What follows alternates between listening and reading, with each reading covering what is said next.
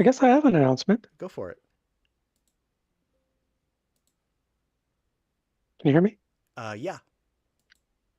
Yeah, so invented a new puzzle. Well, tell us all about it. Cool. Rather unexpected. Somebody else did all the work. Um, I came up with the idea um, and implemented it in an app where it looks much simpler than than this does, but it's uh, it's a very difficult twisty puzzle. It's a new take on an old puzzle called the loop over puzzle, and this one is called Quantum Loop Over. I didn't even name it. It was named by the AI that I used to to vibe code my app, and I told it, "You pick a name," and that's what it came up with. But it seems kind of fitting because it's highly it's highly entangled. Um, so we'll see if anybody likes it. I don't know. It was just a just a kind of a kind of a nice surprise, and then I got hooked up with this designer who's really good at making puzzles. He knocked it out pretty quickly. Yeah, I'm surprised. It looks like it's already gone to manufacturing, or is that a prototype you're showing Yeah, us? no. This is a prototype. He 3D printed it, and uh, then he uses some kind of technique to get rid of all the the layer lines and stuff. He like puts it in a kind of an oven with acetone vapor or something like that. So it's just sort of lightly dissolves all the surfaces, and then it it dries up looking like it was injection molded or something. But and you can kind of see some of the there you go. You see those kind of honeycomb thing along the surface of where it was 3D printed. But yeah, it's pretty professional. So How and what was the turnaround from start to finish? it was just like a month or something. Incredible. I don't My know. I God. mean, really quick, and I had very little to do with it. Um, we did call in another person in the hypercubing community who's better with the math, and um, he helped us with a couple of points of design. But really, it was just this one guy just kind of did it all on his own from the specs. Incredible. Well, congratulations, and let us know what happens next. Are you going to have it mass produced like your last puzzle? I'm certainly not going to push this one. He's got his own sort of online site. I imagine that he wants to just produce and sell them. I don't even care if I get a cut or not. It's just all a nice surprise, and I doubt there's any sort of money um, that's that I can ever hope to get from it. So I don't really care. I'm just pleased to have been able to do that with such little effort. That's really exciting. And would you say that you used AI to assist you in developing this concept? No, the let me get the link so people can follow that.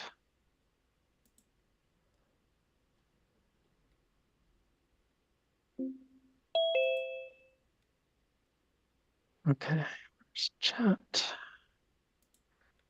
So here's the link to the app. So I used AI to implement the app. The idea for how it should work is pretty straightforward. As you just drag rows and columns around in the app, you can see how Oh, I see. scrambled up it gets and stuff.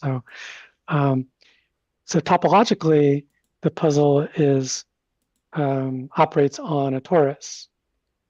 So wrapping it around a donut shape like this allows it to do to operate the same way, I but see. in the three-dimensional world. Well, thanks for sharing. That's really exciting.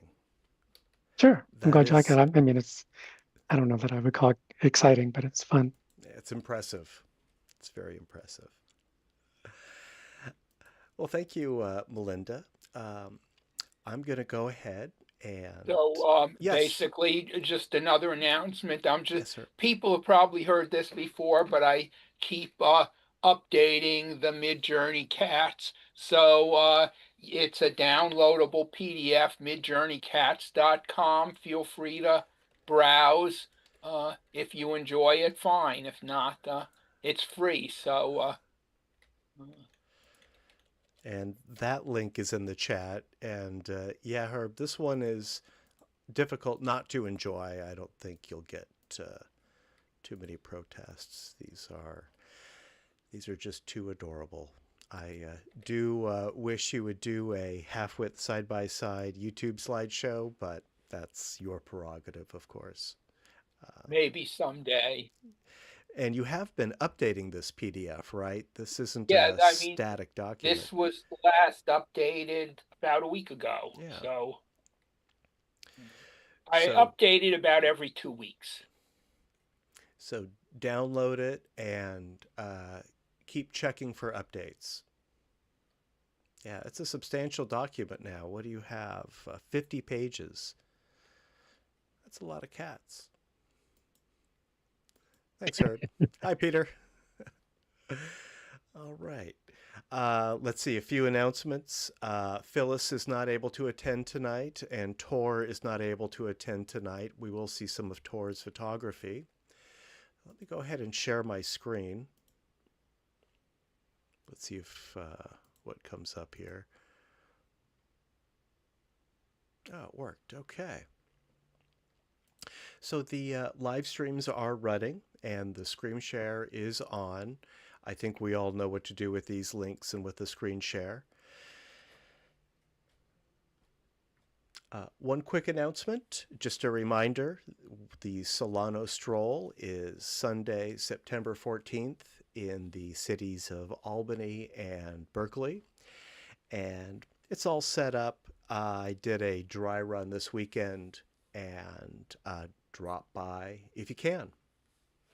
And that's all I have to say about it. The other announcement is that we did the Andrew J. Russell presentation at the Oakland Museum of California. That was on the 22nd, I think, of August. It was well received. I went a little long, I do that. Tor accompanied me. He helped me set up, and he took a few photos that he entered in tonight's slideshow. So we'll be able to see some of the more interesting things that happened there. And they did ask us to do a public show, date to be determined, sometime in 2026. It was a very receptive audience. I don't know, about 30 or 40 people were there.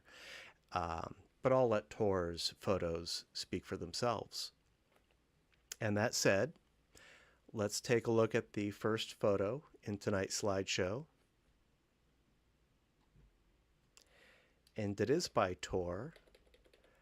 And the title of this one, which I should have in front of me, is Oakland Museum of California Lightbox. And Tor wasn't able to make it tonight, but I can tell you that what we're seeing here is following the slideshow. The museum did set out for display some of the original glass plate negatives that we had restored for the slideshow. These are the physical glass negatives, and this is well, I don't know who this is, but they set up, I don't know, maybe a dozen or so on various light boxes, and it was a real thrill. Tor may be watching later on the recorded YouTube stream. Does anyone have any feedback for him?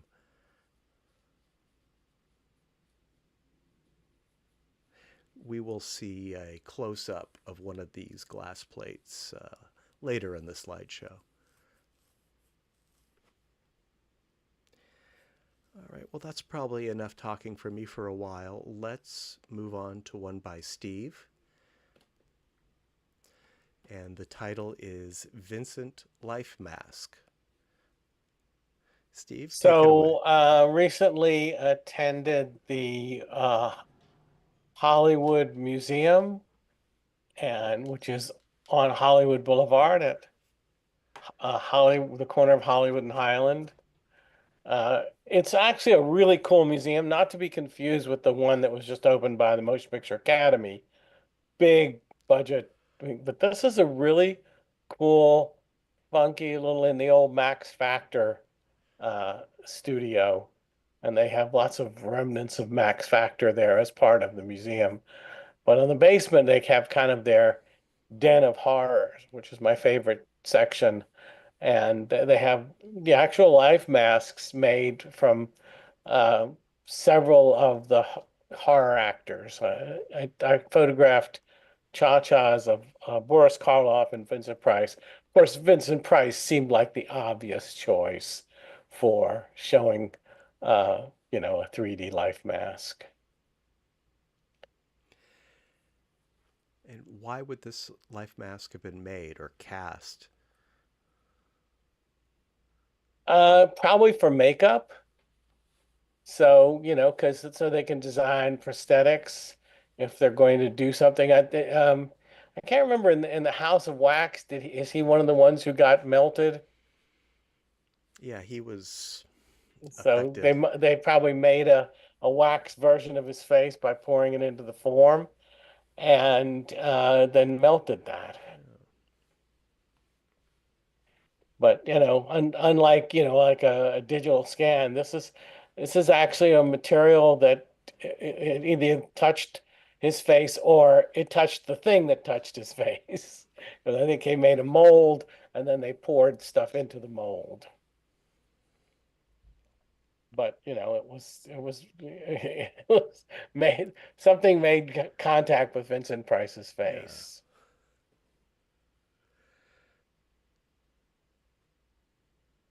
I'll have another picture. I think I have another picture from the museum tonight and then another one next week.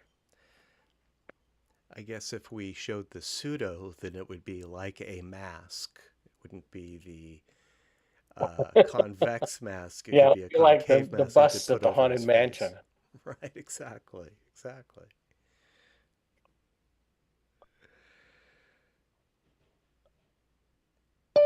Well, thanks, Steve.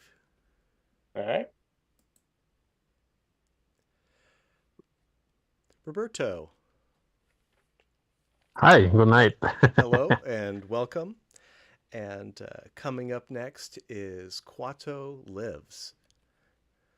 That's right. Well, I don't know if you know, but Total Recall, Arnold Schwarzenegger movie, was filmed here in Mexico City.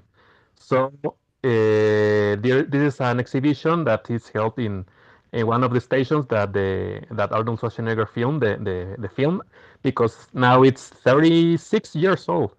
And I was crossing by and I found this this 3D Quadroleafs graffiti that was floating in front of this art.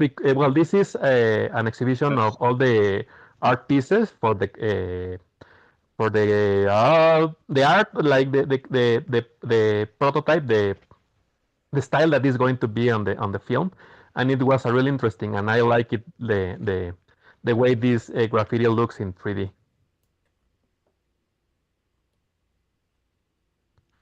I don't know if you know that Total Recall. Well, actually both the subway and all the first part of the film was filmed in Mexico City, and the second was filmed in the studio here in Mexico City. That's its named Studios Churubusco.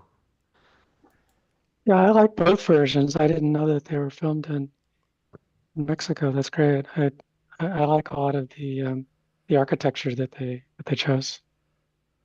Yes, actually, the subway was pretty brand new when it was filmed, and I believe they took advantage of that because all the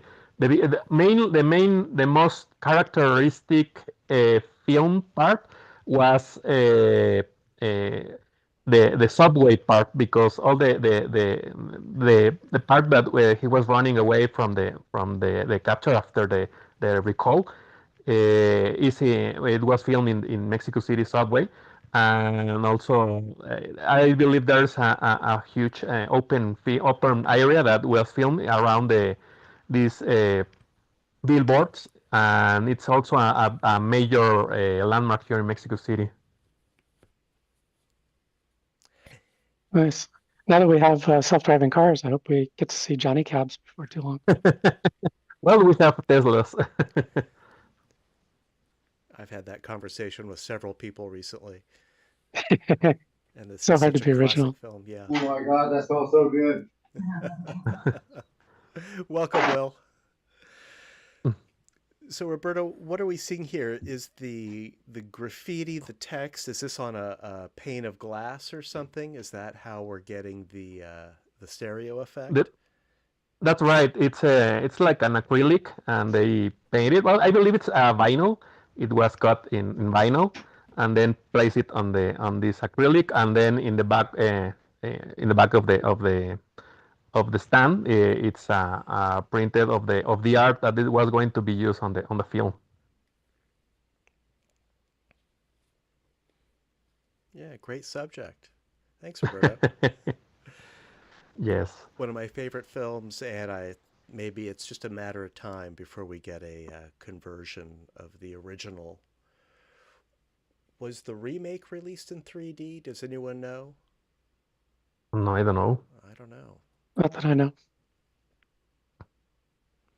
Well, we'll have to do some research and find out. Thank you, Roberto. Thank you. Now, Bob Bloomberg is not here yet, but we can discuss his, well, I don't know if I can pronounce this, Wagon Engine After Dark. Wagon Engine After Dark. Wagon Engine, I presume, is the location of this. What I know about this is that this stereo photo, as well as Bob's other entries tonight, are all cha-chas. Bob will probably be joining us a little bit later, so we'll come back to this one. But before we move on, does anyone have any comments about it?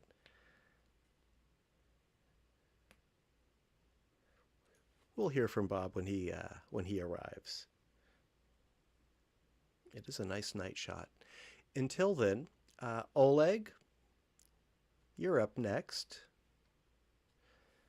The title is Zizi at the produce aisle in a Chilean Walmart. Yeah, Zizi is the lady on the left in the red coat. She's my cousin. So I was staying with her at her place a couple of months ago. And the Walmarts look just like the Walmarts here. I love how you got views all the way to the back. Looks huge. Yeah. Yeah, I like pictures like this. Is this a cha-cha? Pardon me? Is this a cha-cha? No. Okay. It's with my 7-inch separation regular cameras. Wide angle though, right? Yeah, this is wide angle. 10 millimeter. So it sounded like you said you were there recently. This looks like a Christmas decoration. So when was this? It was around Christmas, yeah. Okay, so It's almost a year ago now. Yeah. Well, not quite a year, but yeah. Could have been. Yeah, actually, I think Dick's Christmas decorations are right around the corner. Mhm. It's already Halloween.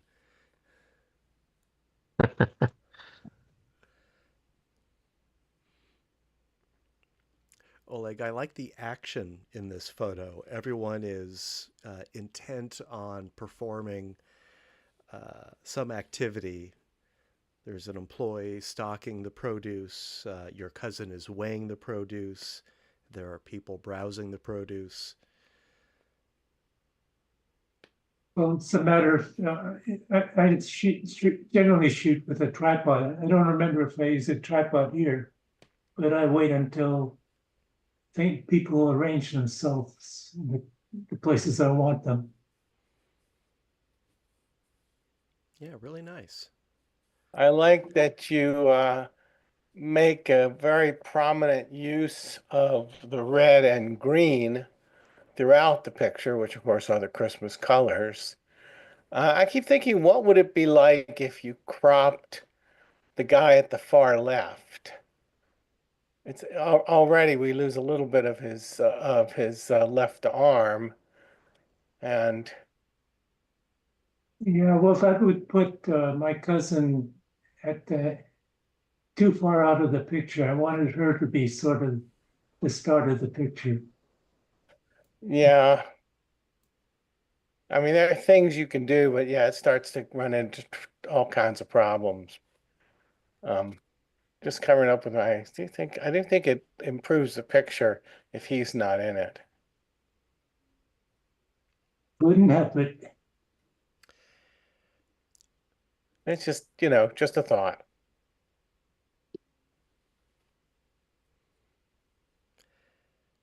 All right, thank you, Oleg. Very nice. Melinda, you're up next.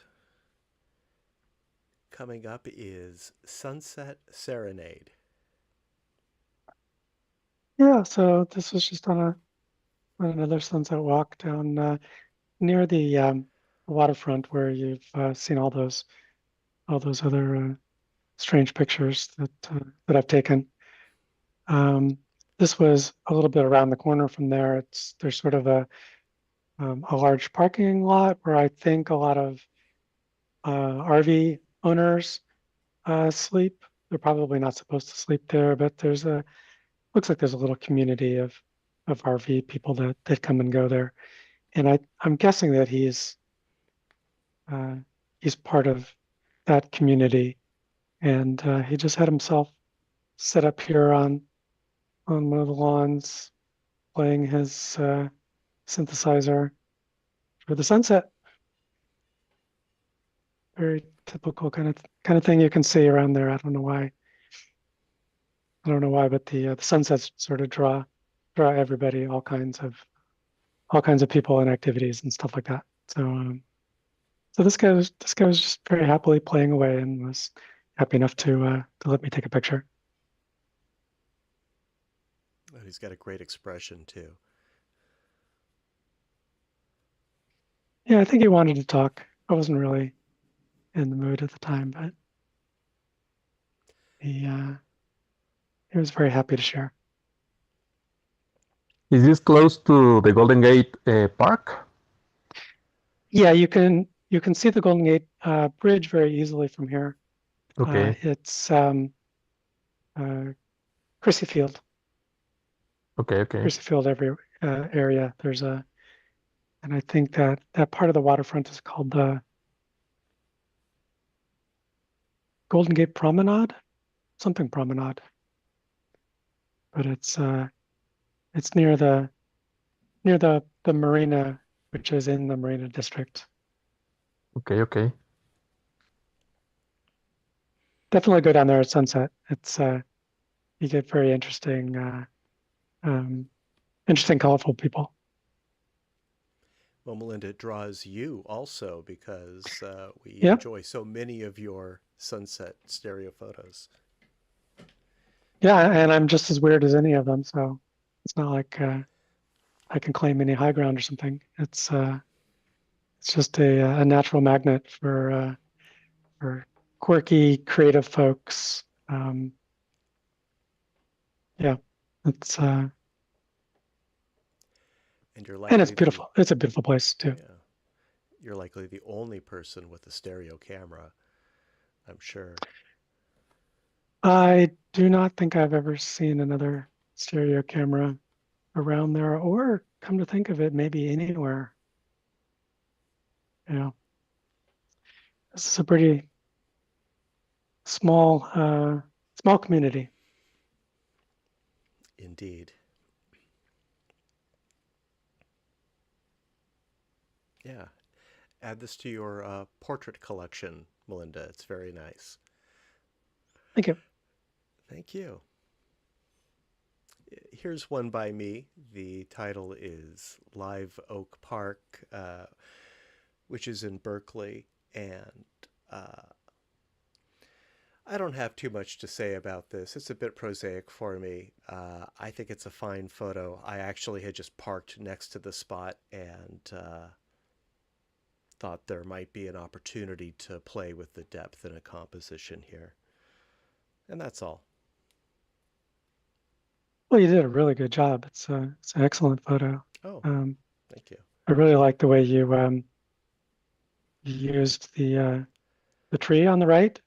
You cropped right down the middle of the tree, and it gives a nice sort of border, so the eye doesn't try to get out that way, and it I think it helps.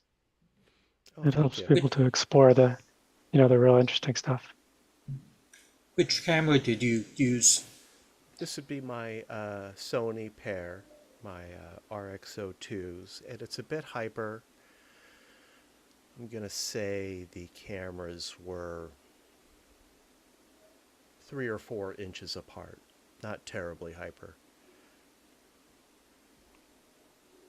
If this was my picture, I would have cheated, and the person in the white clothes put him or her in the middle instead of walking out of the sight line.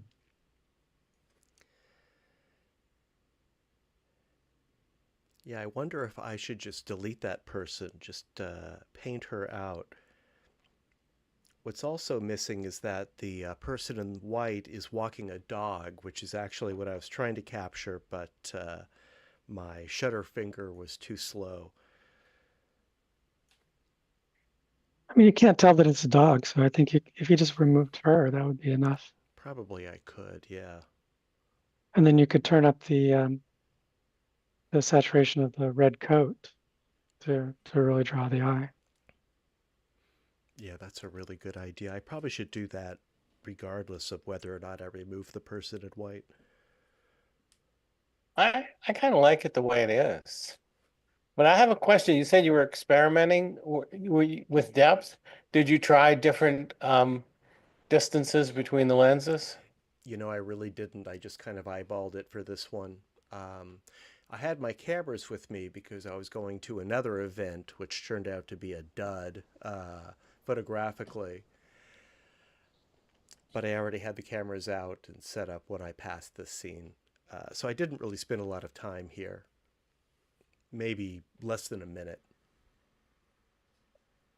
Well, you got to get out there, and you never know if it's going to be a dud, but at least you're out there trying. I was at Golden Gate Park weekend before last. Came back with no photos, but I did catch the Paul McCartney photography exhibit at the museum there. So at least I got that out of it. Was that worth visiting? I think it is, yeah. I actually owned the book, so I was pretty familiar with the photography, but it's a pretty lightweight exhibit. It's a fun afternoon. I think they're making a series about his solo or his post Beatles work. Oh, I read that I don't remember if it's Apple or Amazon is going to do like a 4-part series.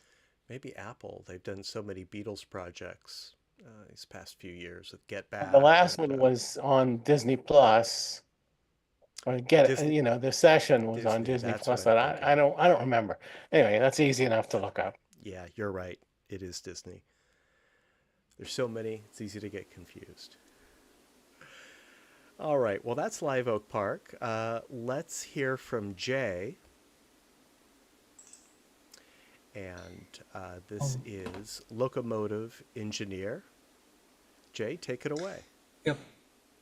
Same shoe as the last locomotive picture. Also loom pad.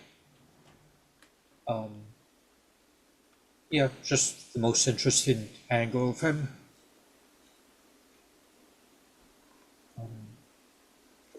Yeah, didn't really do too much to this.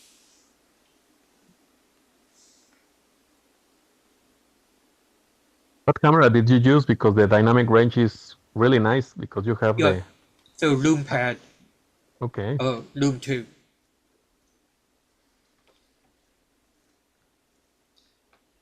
Yeah. And the LoomPad 2 has a pretty reasonable stereo base, would you say, Jay? Yes. Yeah, I don't know offhand, but I think it's like 60. I'm going to measure it right now.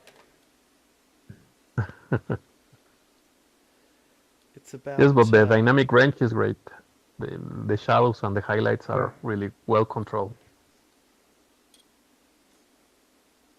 Yeah, it's about 32 millimeters, or about an inch and a half. The rear camera? The rear camera, yeah. I think that's comparable to the X-Real Beam Pro. It's I was curious because this shows a lot of depth for that camera. Yep. Yeah.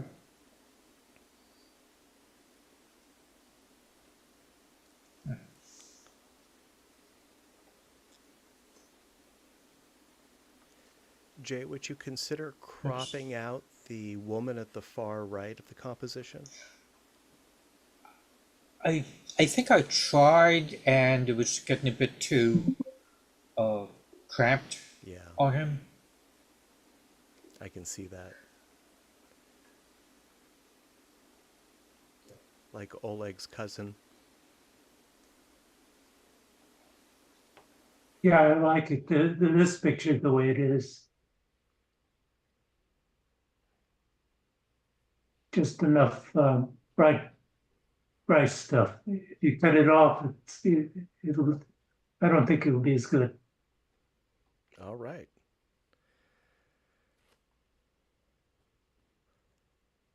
Yeah, thank you, Jay. Very nice. A lot of human interest in this one.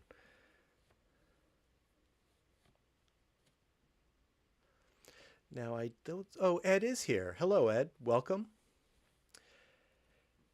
Coming up next is Pepper. Oh, hi. Is my microphone working? I'm sorry. Yeah, we can hear you loud and clear. This was, I hope you can hear me. I did some pictures last time with this method where you put a slide under the microscope and take a picture and then lift one end of the slide slightly and take another picture, and that gives you the stereo pair. And I had a picture of last time with sugar crystal and salt crystals. So I, decided to stick with the theme, and this is a ground black pepper.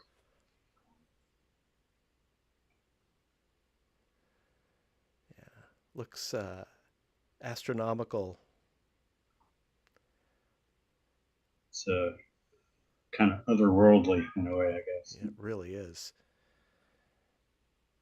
And all of it is pepper? It's because you got 3 different colors. Yeah, it has the dark black. I have no explanation at all. I just shook it out of the thing. I put it on the glue, and ground black pepper. It's a seed, so maybe the internal parts of the seed have different the material. I don't know. That makes sense. That's what it was. It's like you put stuff on. You get like a quarter of an inch blotch on the slide, but there's like thousands of little specks, and you just move it around until I see a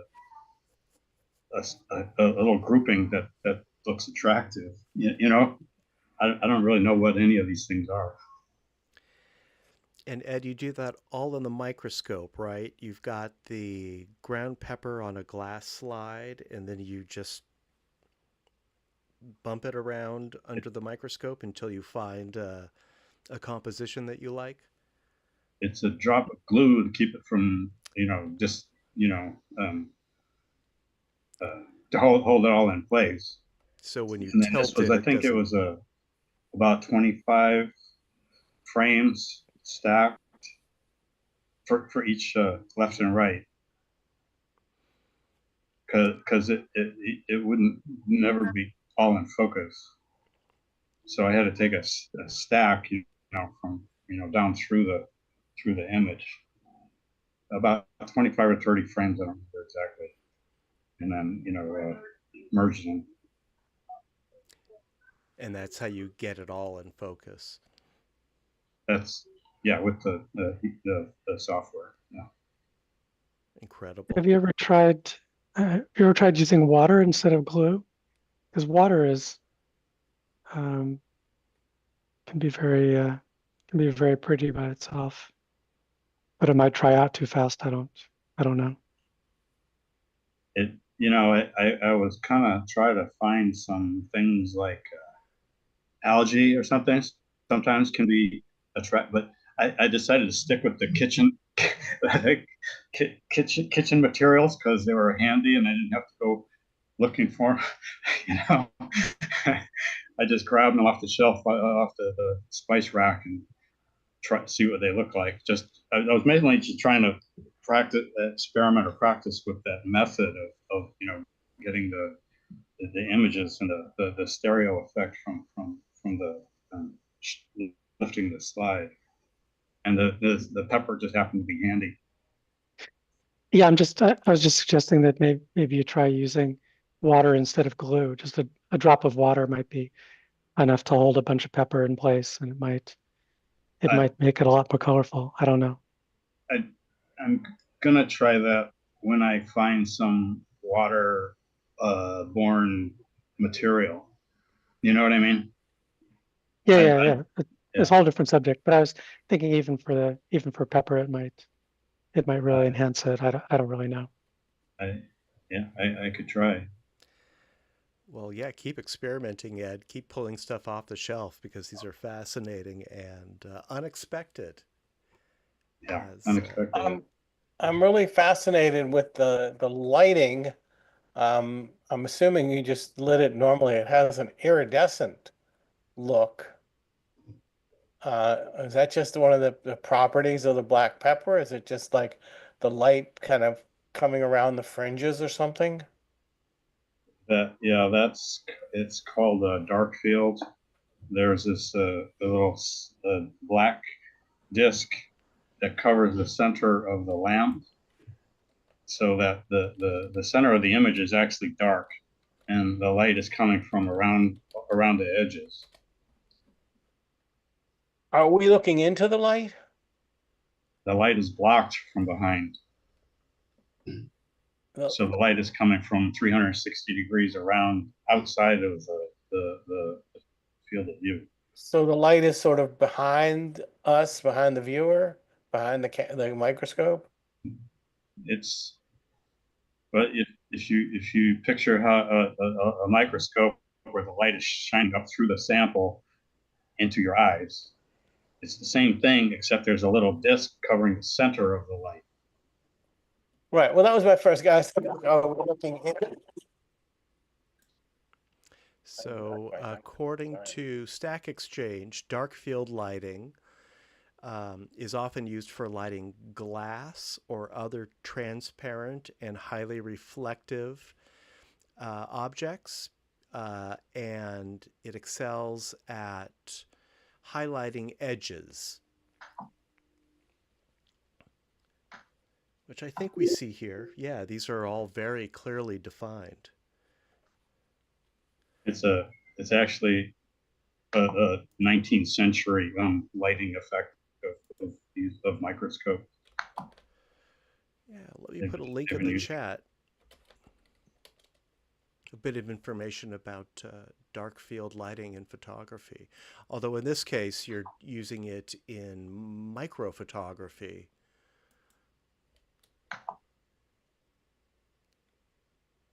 Yeah, that's the only context I'm familiar with. Well, keep these coming, Ed. We definitely want to see more. And when you run out of things in the kitchen, there's a whole microscopic world waiting for you, I know. Yeah. I think I may have mentioned the lichen microphotography of Jack Musacco, a legacy member who passed away. Let me see if I can pull some together and send those to you. You might be interested in them. Thank you. All right. Thanks, Ed. Thank you. This next photo is by Tor. The title is Oakland Museum of California Negative. And this is Pong Pong, the curator of this collection, holding up one of the glass plate negatives for Tor. And for those of us here who retouched the high-resolution scans of these glass plates for the Andrew J. Russell slideshow that we presented to the museum, and that we've done a half a dozen or more times before that, I want to point out two things that I learned. One, you'll notice that honeycomb style crazing on the glass, and we encountered that on some of the photos that we retouched. I learned that that kind of damage happened right away, probably while the emulsion was drying in the darkroom. And that actually, once the chemicals have dried, they're very stable. So most of the damage that we fixed was damage that happened at the time the photo was made, or at the time the photo was developed. And I had assumed that that kind of damage happened as it was stored and just sort of degraded over the years, but not the case. The other thing I'll point out is you'll see there's like some yellow, it's paint at the top of the glass slide. And one restoration that we made, we replaced a lot of the skies with gradients. And I learned that skies were deliberately painted out for this collection and generally in stereophotography because the aesthetic at the time was to have overexposed skies. So even if the sky was exposed correctly and you could see clouds and details, they'd still paint it white because that was the aesthetic, that was the expectation. And I wanted to share those two facts with the retouchers here in this group. And if you have any comments about this excellent stereo photo that Tor made, I'm sure he'd love to hear them too.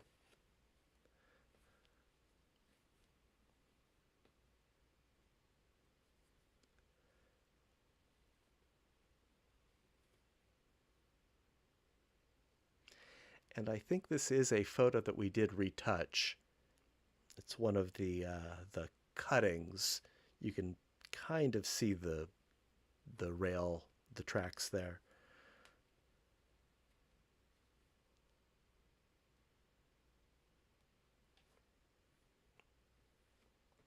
This was from what era? The year of the negative.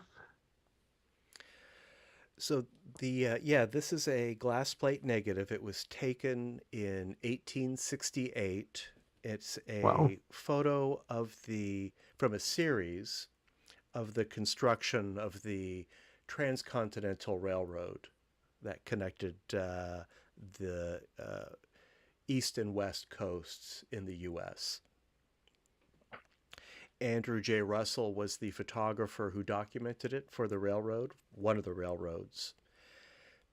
And several years ago, 6-7 years ago now, I think, we acquired a collection of high-resolution scans from the Oakland Museum of California. They curate these, and we retouched them, and we shared them with the world. Nice. One of the things I like about this photo is the lighting, in that, you know, we're looking into the light box, but the lighting is very, very natural, very well controlled on her arm. The other thing that I like is kind of the surreal quality of, you know, we're looking at a black and white, we're sort of looking into the past, and that area that's lit by the light table is kind of representing the past because it's in black and white. She's wearing white gloves, and the image is black and white, and it's framed exactly by that. I just found that so interesting because her, you know, I first looked at it, go, well, why is her arm? I mean, part of it's because it's obscured by the light, but I think she's wearing, yeah, of course, she's wearing white gloves. So it has that kind of surreal quality, or a quality of yesterday and today. Yeah, good point. And are we going to see any of these restorations in a meeting? Well, let's see. How can we get these in front of Roberto?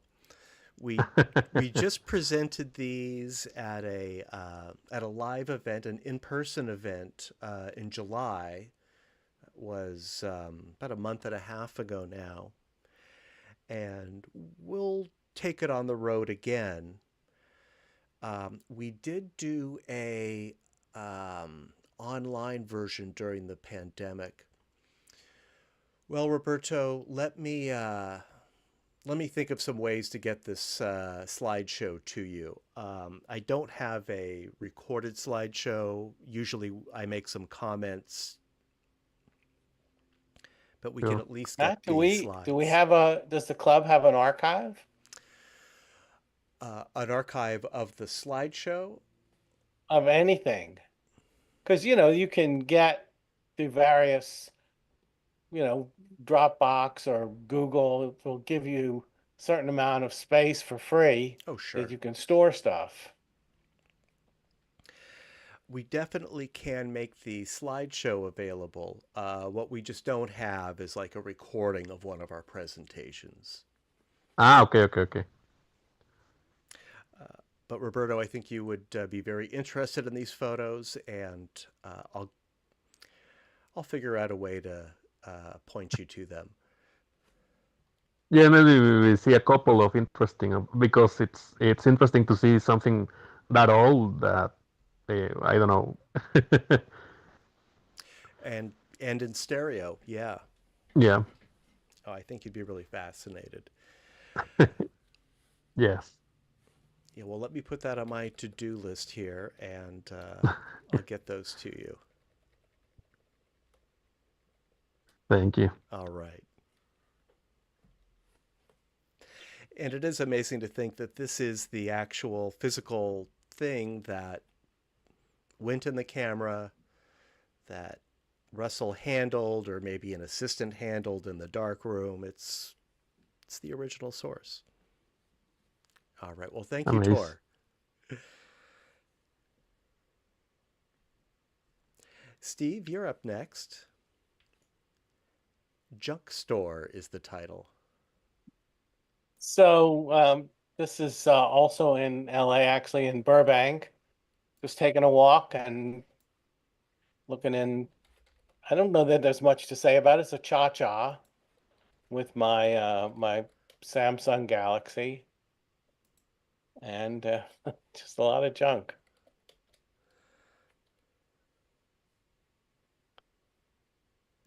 I thought it says Trump, but it's Triumph, the motorcycle. Yeah, I look at the sign and I think, oh, it says Trump. I think it says Triumph. Yes, the motorcycle, yes. That's funny. I thought it was Trump too. Well, I think we all have Trump on the brain lately. Which is exactly what he wants. Damn it. That's right. Well, you've got a nice through the window effect with that that peg holding the life preserver. Oh yeah, thanks. Like that.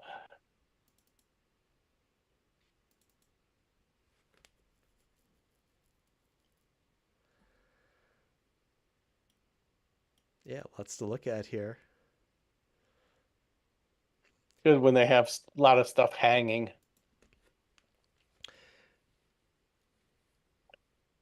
Oh, I think this was next to the Beverly Cinema. I went to the Beverly, I don't know if you know, but it's owned by Quentin Tarantino, and he only allows film prints to be shown.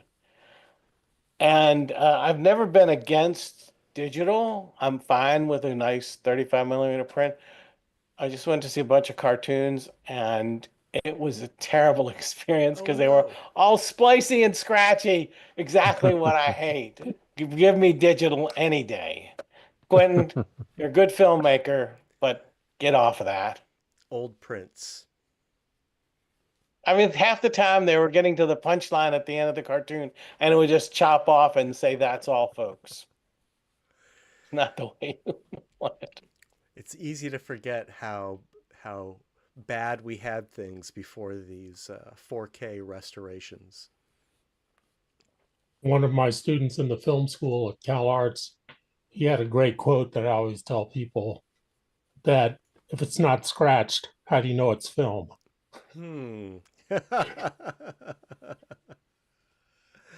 I occasionally see somebody will take some digital and they'll throw in little scratches and little white dots to make it look like it's film. I hate that. You know, they work so hard to try and get rid of those things, and then people are putting them in deliberately. Adding noise. It's a nostalgic thing. They can't make up their minds. Yeah, and they usually really overdo it too with those scratch filters.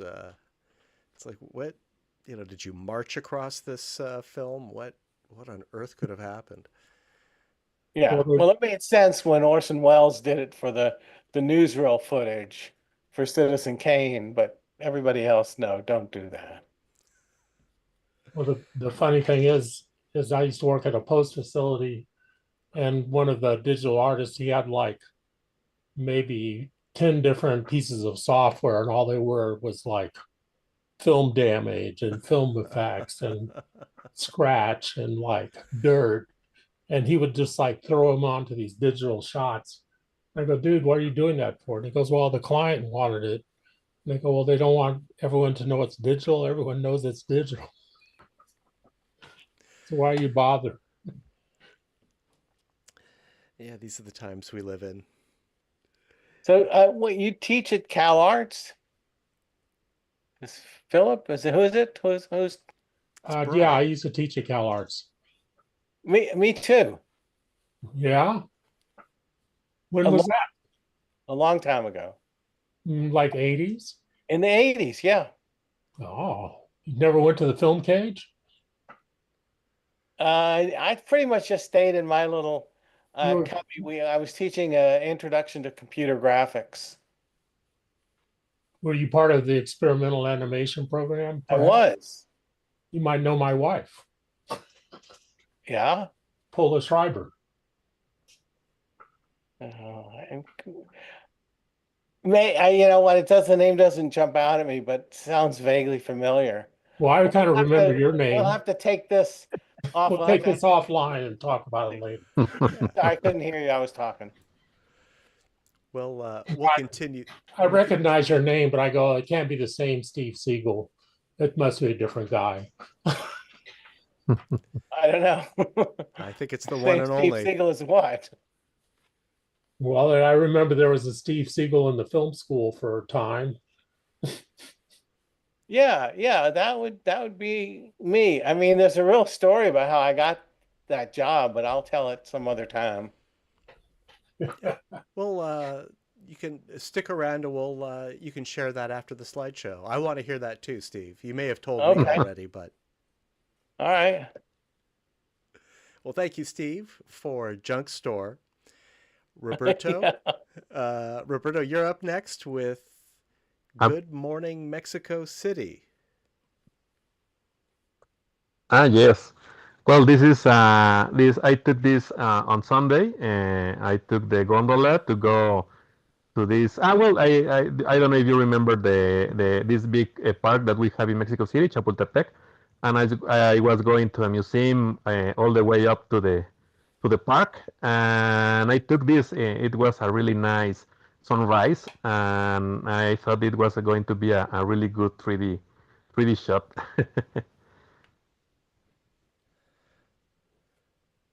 This is part of the Mexico City public transportation system, so this is a really cheap ride. It costs only 7 pesos, like 3 and I don't know, like in dollars it could be like almost half a dollar, like 50 cents. Were you the only passenger in this car? Yes, because it was really early in the morning on Sunday, and also it was the marathon was happening in the city, so all the city was closed because cars couldn't go up and down. So the city was pretty much desert because you couldn't go out. And I took the ride, and it was alone. I was alone on the gondola.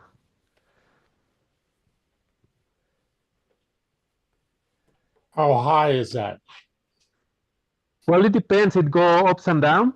Maybe this was like, I don't know, 20 meters on the, like, I don't know, 20 meters in feet. It would be like,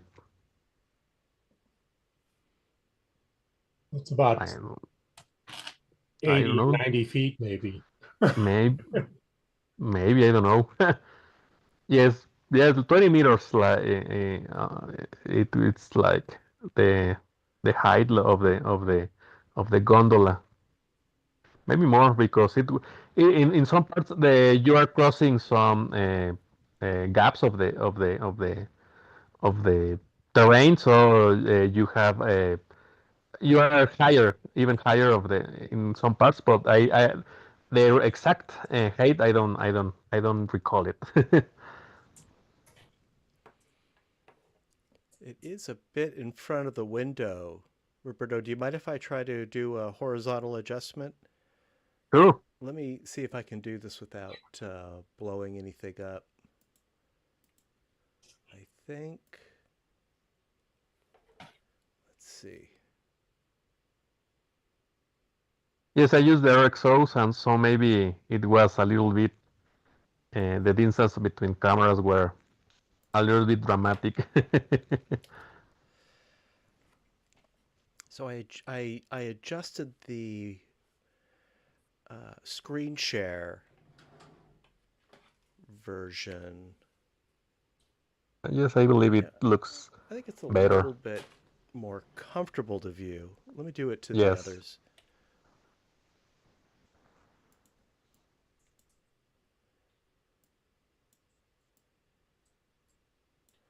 I'm not being too precise here, but I think it'll be effective.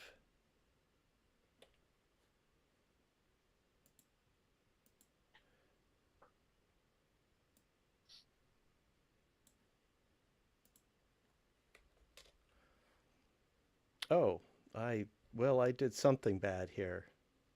Looks like I broke the Twitch stream trying to fix this. Let me see if I can get that back. There it is. All right. Well, I think I've done enough damage here, but thank you, Roberto. Sure.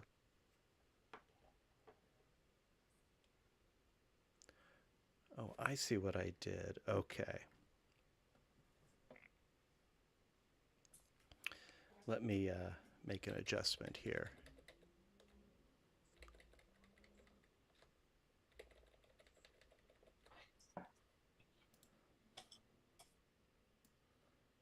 Bear with me for just one moment.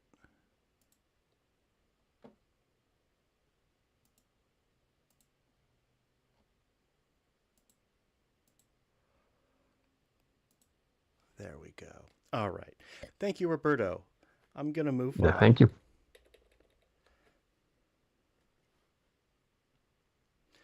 This next photo is by Bob Bloomberg, Bob, are you here? No, he hasn't made it.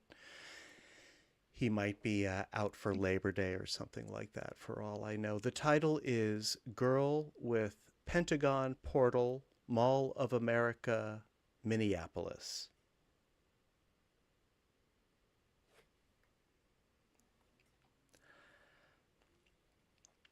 I've definitely seen stereo photos of this optical illusion, whatever it is, the Pentagon portal, but I've never really seen it in context of its scale to a person. Yeah, there was a photo of this either in the Cascade exhibition or the PSA annual 3D exhibition, but I didn't know the context of it either. But if you look in the catalogs, you'll see it. Yeah, they're called infinity mirrors. It got really popular in the last year or so. It's these are mirrors that you can see through, and they're lit on the inside along the edges, which you see outlined in black. And they're pretty spectacular, you know, as you move a camera around it, and should work really well in stereo as well. But this is, of course, somebody else's art. The installation, of course, is all very carefully set up, and probably was the case for the other exhibition you saw.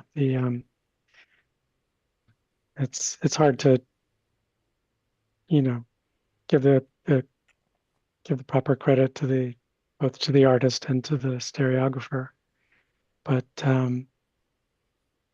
when they bring something special to it, then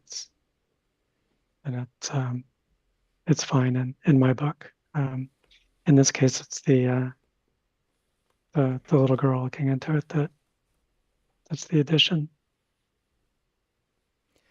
Well, Melinda, I have one coming up, and I think that your comments apply to it as well. So I'll be curious to hear your thoughts on it. We have a ways to go before it, but yeah, that's very insightful. Melinda, do you know how this illusion works? How this installation creates? Yeah, well, that's what I tried to explain. So this is just a dodecahedron made out of mirrors, but the mirrors are semi-transparent, and most of the light is on the inside.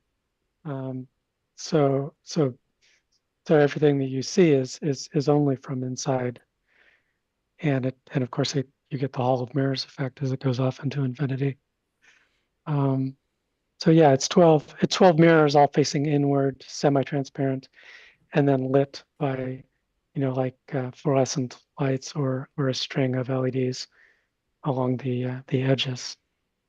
You've probably seen simple versions of it, like just a circle of light, and then you can see it goes down a tunnel, and it's just reflecting against the glass that's in the front.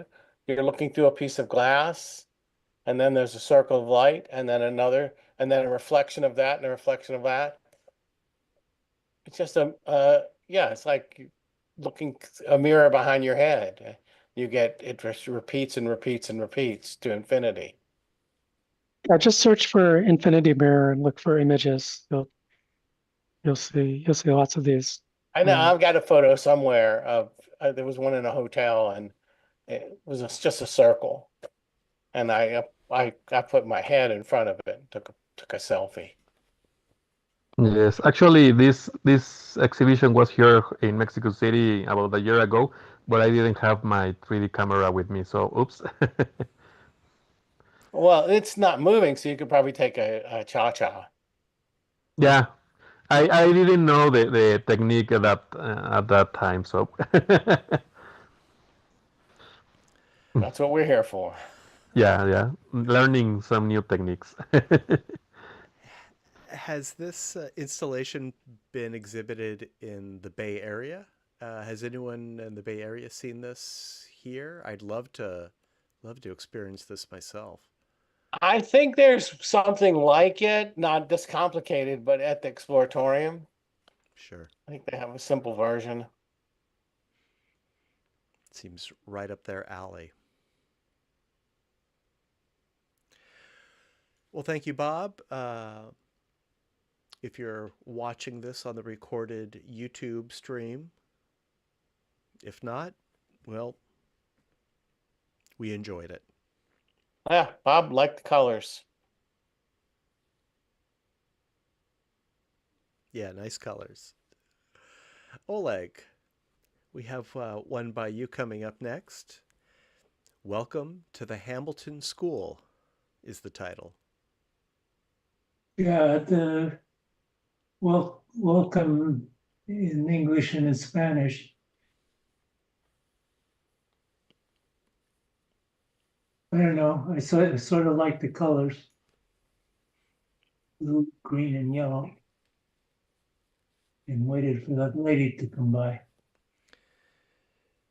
And it looks like she dressed to match that that mural she's crossing. Did you adjust these colors? No, that was just luck. Wow.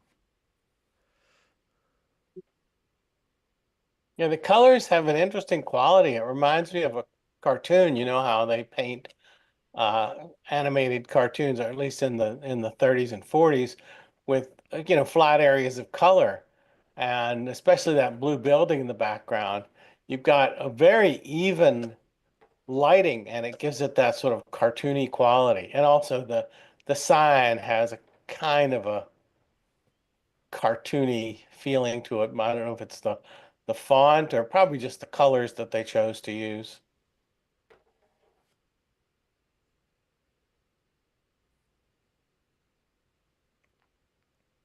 I like to have a clean separation near, middle, and far. And this is the Hamilton School, sort of the subject, and it's in the middle. Anyway, that's the way I composed it. Yeah, it's nice having this entryway with the glass planes to look through. And I'm just now noticing a figure in the background, silhouetted. Yeah. At the end of a corridor. Yeah, that's also lucky. Yeah, that's a nice reward when exploring this scene. The decisive moment used to be called. The decisive moment. Cartier-Bresson. Yeah, I think we discussed that.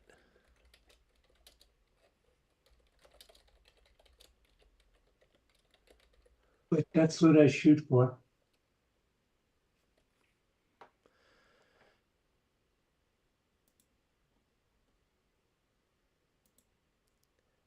I'll put that link in the chat.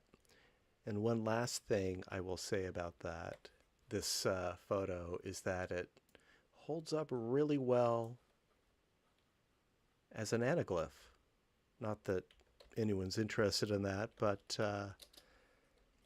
these greens and yellows hold up really well. All right, I just put that in the chat. The decisive moment. Thank you, Oleg, for sharing that.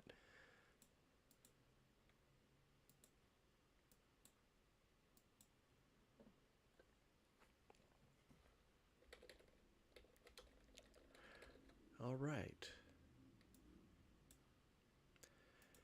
Oh, next in the slideshow is one by me. And Melinda, this is, oh no, I'm sorry. The next one is by Melinda. Shattered Window is the title. Yeah, so this was just something I found the other day. I was downtown, I think on maybe 5th Street near Market, and came across this window that had been shattered, but was holding together. And it was really kind of striking because it's difficult to see in this picture, but it's kind of concave, as if like a person had been thrown against the window or something, and it got pressed in several inches, and it was making all kinds of crazy reflections and stuff. So obviously, I just had to take a picture.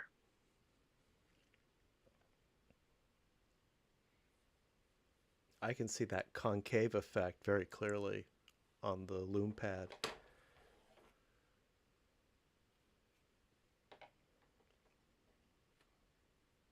And that really does contribute to the depth. Yeah, how interesting. Yeah, it's probably also creating this sort of staggered appearance in all the different reflections. They're all slightly different than their neighbors. But, have you held a theme of reflections in a meeting in a Zoom? Because it could be interesting to see reflections as. Oh yeah, we've done reflections before. We've always had good results too. Okay. Sounds like we're going to have. Yeah, Matt, you've done a whole series of reflections, haven't you? I have, yeah. And in fact, it seems like, I'm going to write this down, for 2026, maybe we need to have a reflections special. Revive that one.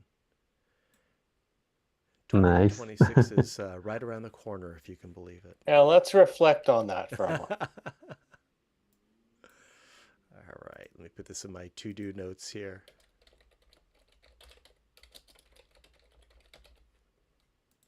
All right. Good suggestion, Roberto. I think that's going to happen.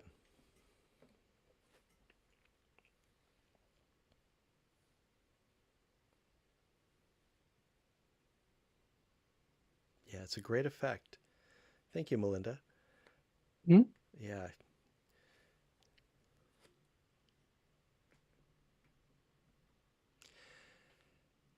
Now, Melinda, this is the photo of mine that I was describing, because this is also another artist's work. The beaded curtain is the artwork. It's untitled, although it's often listed as Golden, by Felix Gonzalez Torres from 1995. I photographed this at the SF MoMA, and yeah, you know, it's someone else's work, but I thought I could get away with it since someone is interacting with it also, and I'm curious about your opinion. Yeah, I mean that's obviously my take as well. It's either you are capturing a moment, you aren't just taking a picture of the thing just sitting there, and it's tough to judge these. You have to always separate what the credit that belongs to the artist and the credit that belongs to the photographer, and not try to be, wowed by by the fact that the art is amazing. I mean, it's not that impressive a thing to find a nice piece of art. So people shouldn't get too much credit for that. But if you do something with it, especially if you find a really nice moment or something, and that's the focus of the image, then for sure. Yeah, I think it's a no-brainer. The question is, as Melinda was just mentioning, even when you're just taking a picture of a sculpture, you are choosing the angle and often deciding, like positioning yourself so the shadows and the lights look just right. So even then, you might have a valid consideration that, oh, you've done something. I mean, you're documenting something. It's a three-dimensional sculpture. You take a three-dimensional picture, but it's a flat medium. You're going from a three-dimensional, an actual sphere, a physical medium to a flat medium. So I think you have to take it on a case-by-case basis. I'm saying that because I think I have some coming out.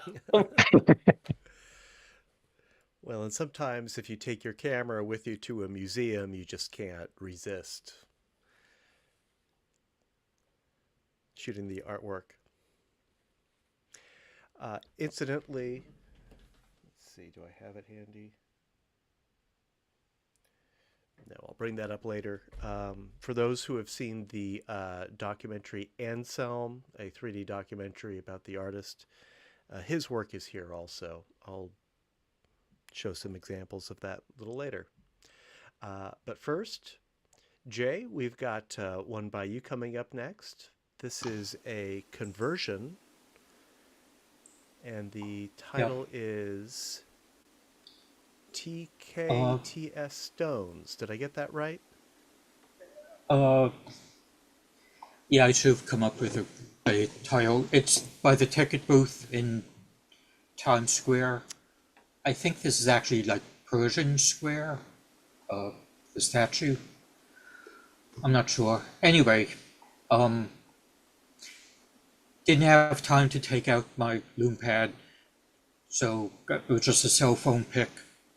I saw the people in the t-shirt walking by and this couple posing for another photographer. Ended up cropping in, and I used Ren Depth, the free program for doing the conversion. Red Depth. I've never heard of that one. Yeah, we had the guy who wrote it on the New York show. I'll put the link in the chat. Yeah, please do. Yeah. Does not work good on an old desktop, but my newer laptop it worked. I was never able to get Ren Depth to work on my Mac. And so that's why I went with Owl 3D, which isn't free, but I found Owl 3D works well. I think they're similar programs. It's just the interface is a little different. Yeah. I think there's one noticeable flaw. There may be others. I mean, it's pretty good overall. But the black shirted guy in the foreground, the sleeve of the guy next to him in the white t-shirt, his arm looks like it's on the same plane as the kissing guy's arm. Yeah. Yeah, I had looked at this on Anaglyph, and I'm seeing flaws now that I didn't see on Anaglyph. It's pretty good though. Yeah. I don't think I would have guessed it if you hadn't told us. Yeah, that stuff is getting better and better. This AI 3D conversion. Yeah, and I'm definitely going to do some side-by-side tests with this and Owl and spend the 70 cents a picture for the new layer Immersity. Yeah.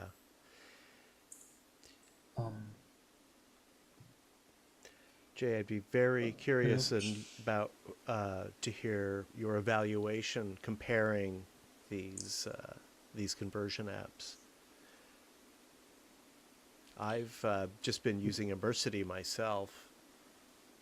but obviously there are more players, more options for us. And one if of the there are free problems options, with that's great. Immersity is you get a fixed number of conversions per month. So some months you need a lot, and some months you don't need any. It's basically, in my opinion, overcharging you. And that's why I went with Owl 3D for all of my work. And Immersity is a subscription, of course.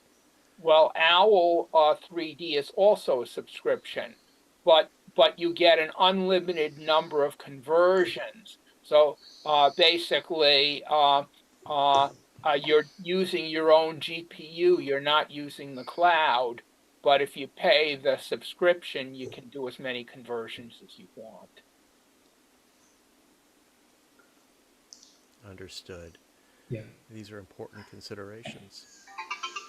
Yeah. And I just try also asking the new Google Gemini to try making a 3D conversion, and it just didn't know what to do. I did get Well, it would say in the text, yes, I know what you want, and here's what I'm going to do, and then it wouldn't. Yeah, it sounds like Gemini. I did get Dolly to generate some side-by-side stereo pairs, and it kind of got it, but some scenes were pseudo, some were not. I really could not control that at all. So it had an offset effect. It had kind of a stereo effect, but it was just wrong. I think we just have to train an AI on all the stereograms we can get our hands on. Yeah, well, chances are they're learning on our stereograms whether we want them to or not, if you're posting them somewhere. Oh, I want them to. I mean, I publish all of mine. That's fine by me, but I doubt it's going to be enough to really, just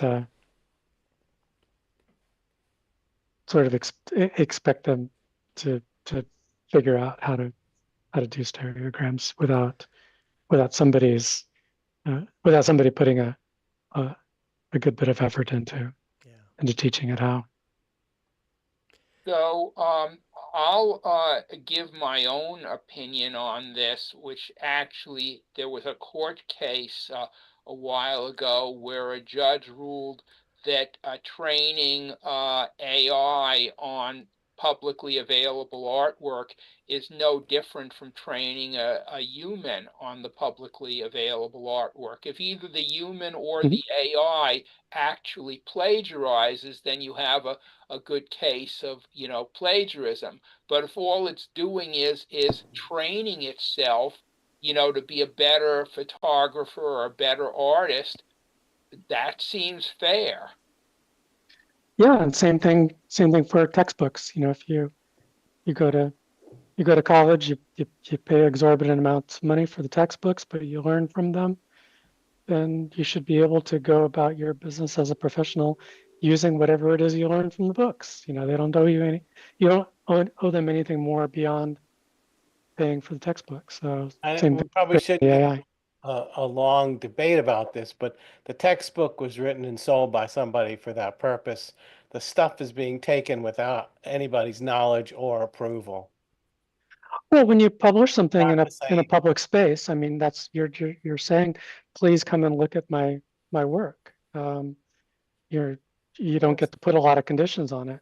When people posted it, that might not have been an issue. They say you can look at it, but then say you could have it. Well, but you don't get to say, you don't get to learn from it. Here it is to look, but don't look too closely. Yeah, I have to agree with that. You learn from everything you're exposed to. That's true. And this is a religious argument. Nobody's gonna win this. We've all expressed our opinion, and let's move on. That's fine. Fair enough. Well, thank you, Jay, for the conversion and the discussion, and we'll see more from Jay later in the slideshow. And incidentally, we've got more than 30 minutes left in the meeting, and we're about 2/3 of the way through. So I think we're doing fine on time. So that said, Ed, we have one by you coming up next. The title is Mrs. Dash. I think I know what this one is about.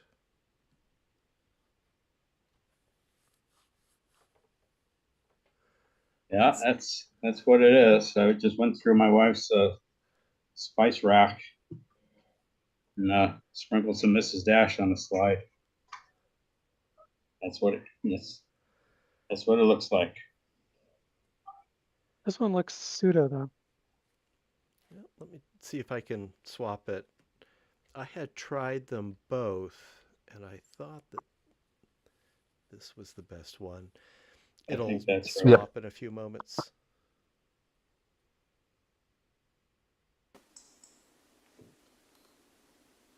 Ed, what's the magnification power of your microscope? It seems like we're looking at some really fine detail here. Yeah. People argue about that because you can't really say. When I was looking at it through the eyepiece, the lens said 100 times 100, but the frame of the picture is a section out of the, and then you blow it up on your screen. So like, how much magnified is it when you're looking at it on the screen? There's no way to say, but probably what you're asking for is that the microscope setting was 100 times. Interesting. Yeah, good point. I hadn't thought of it that way.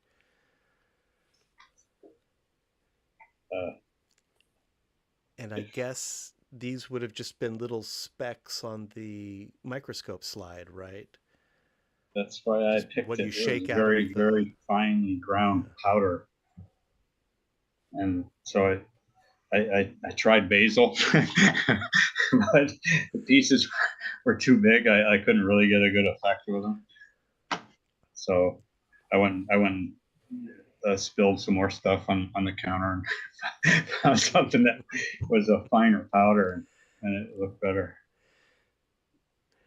Did you use glue to secure these pieces also? Okay. Yeah, I've been using the glue because it holds everything solidly in place. I might try water at some point in the future or other things, but using the glue sort of eliminates one variable because I know it's not going to move. You know what I mean? Sure. It's just locked in place, and any movement that is what I did. You know what I mean? And of course, you're physically moving the slide, right? You're tilting the slide, so there is a risk that these particles could shift. Yes, they dislodge from their position. So then the second picture isn't really, it's a different scene. Yeah. Yeah. I love the transparency in these grains of whatever they are. I don't know. They all seem to have that though. I don't know why. Even basil, these green like ground up leaves, they have this like crystal glassy looking appearance, depending on how they're angled to the light and stuff. Could that be effect of the dark field lighting technique that you mentioned? You're looking at literally the fourth picture I've taken with this method. So, your guess is as good as mine. Well, I think that's what's so intriguing about this micro stereo photography. It's just so unexpected. Can't really imagine what it looks like under a microscope, and under a microscope in stereo, it gives you a whole nother view of it. I was gonna say, when everybody's talking kind of philosophically, I was just gonna mention that this is literally an impossible image because, first of all, it's microscopic. You can't see it without this artificial, device. You can't, even with the microscope, this was like 20, 25, 30 frames deep that had to be merged to get it all in focus. So even with a microscope, you can't see it like this. You have to treat it. You have to process it, and then you have to do this method to get it into 3D. So it's, I mean, maybe that's why it looks so otherworldly, because it looks like nothing you could ever see in real life. Yeah. It is a photograph, but it's not a photograph of something that our eyes could perceive.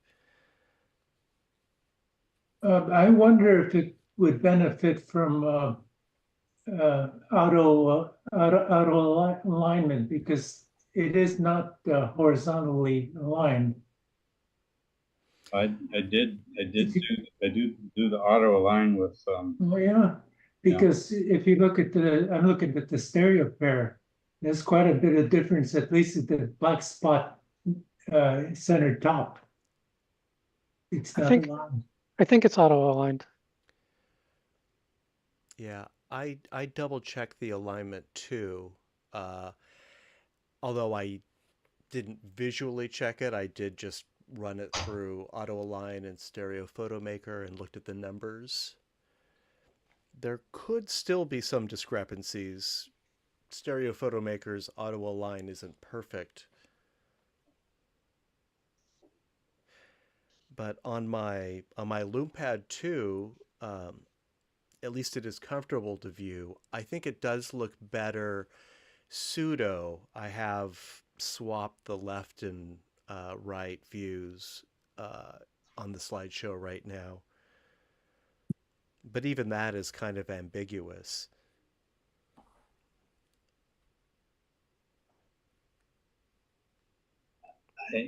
I might have sent it to you in pseudo, because this now is what it looked like. Yeah. That green part at the bottom was the top surface closest to the viewer. So this is probably the natural way of viewing it, as close as natural as we can get, based, of course, on the fact that this is an impossible photo, as you explained.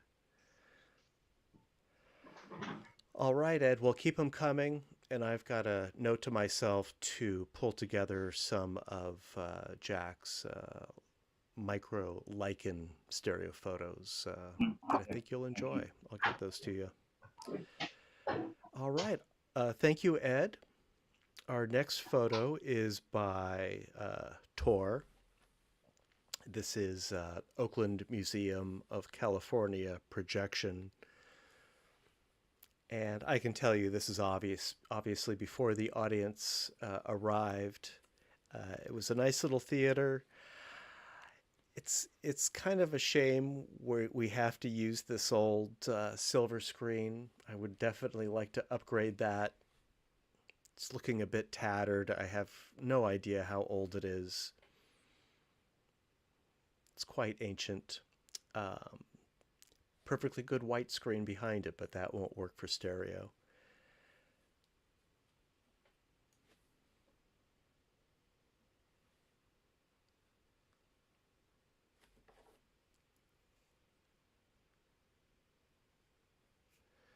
I like the chairs a I'm lot. having trouble converging these. Me too. I think it's because we're so close to those chairs.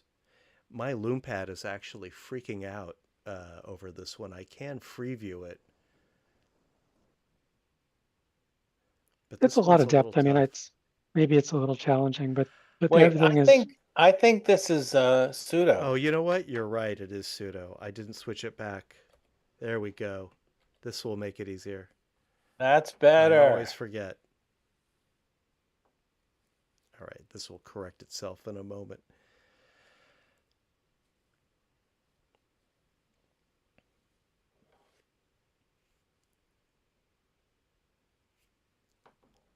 All right, there we go. That's better.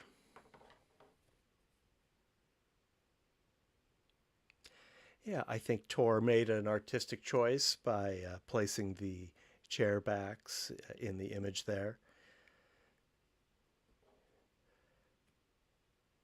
And it's a nice documentary photo.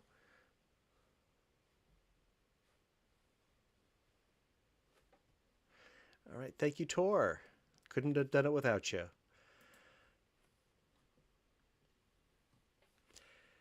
And Steve, coming up next is one by you, Hollywood Shaft.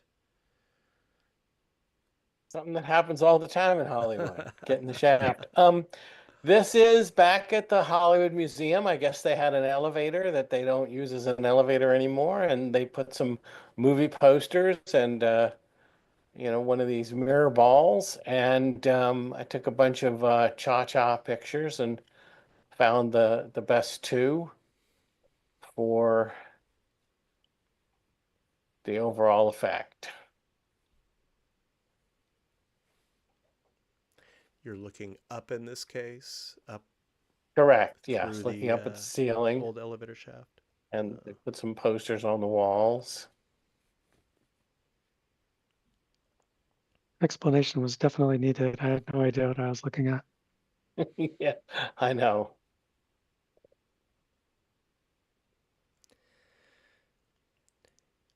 George Themelis gave a workshop at a 3D con a couple years ago. It might have been Tucson. And the subject of the workshop was look up. And his point was if you're looking for compositions, look up. There might be one right above you, which is what Steve has captured here. And it was actually a very helpful workshop for me. I wasn't doing that, and I do that now. Well, it sounds like I remember that Melinda had a picture, and I think the show you did at the Internet Archive, and it was maybe the Golden Gate Bridge, and it got a really almost like a gasp. It got a really very powerful response, and I've been looking for something, that's inspired me. I mean, I don't think I achieved that level yet, but I'm working on it.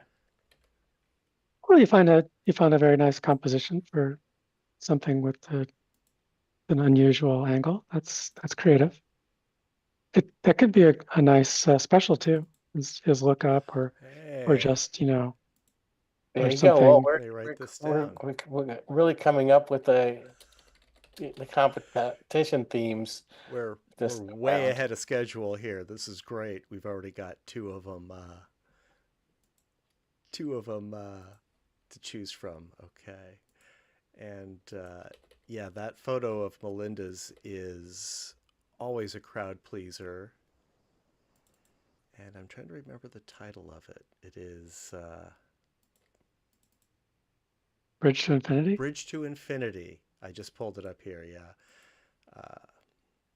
We're talking about a photo we're not looking at, but Melinda, it's a marvelous photo. It's always a crowd pleaser, as Steve said. Thanks.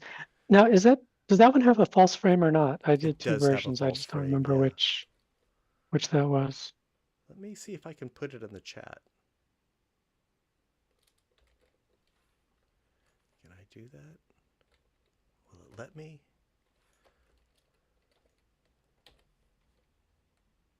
Don't bother. Okay. Well, yes, look up, and that's what Steve has done. Well done, Steve. Hollywood Thanks. Shaft. Thank you, Steve. Our next photo is by Bob Bloomberg. Dorworth Castle Garden is the title.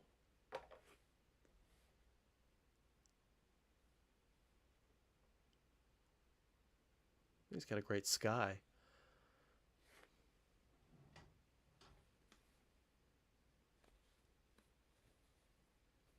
There's verticals too. Of course, the framing of the castle is probably the main point. Yeah, we don't usually see compositions like this from Bob, with kind of a center element and a off-center subject framed by the foreground.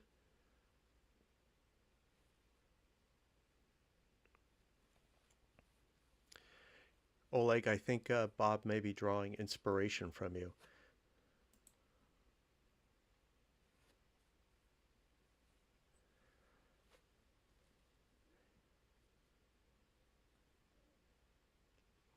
And speaking of Oleg, up next is Flags and Their Shadows at the French Market. Oleg, tell us about this one. Well, I was, I don't know if it's obvious, but the shadows are about the same distance from the bottom as the flags are from the top. And I thought that kind of balances the picture.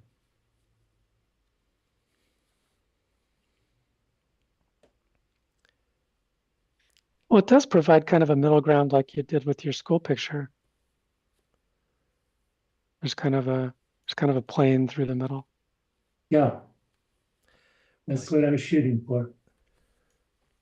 I think And I had to, again, with the tripod, I just waited for the people to appear where I wanted them.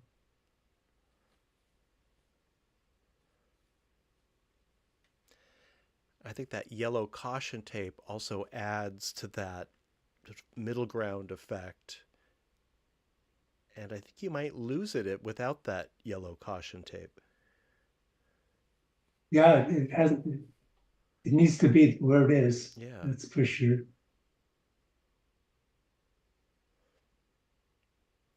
And that's kind of an unusual position for the caution tape. Did you manipulate that, Oleg? No, it struck me right when I got to it. It's a picture, Yeah, so I took it. It's a very unusual scene.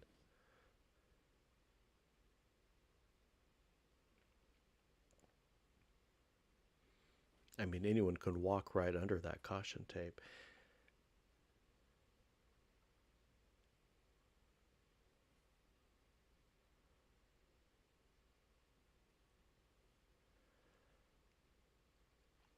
Yeah, very nice. Thank you, Oleg.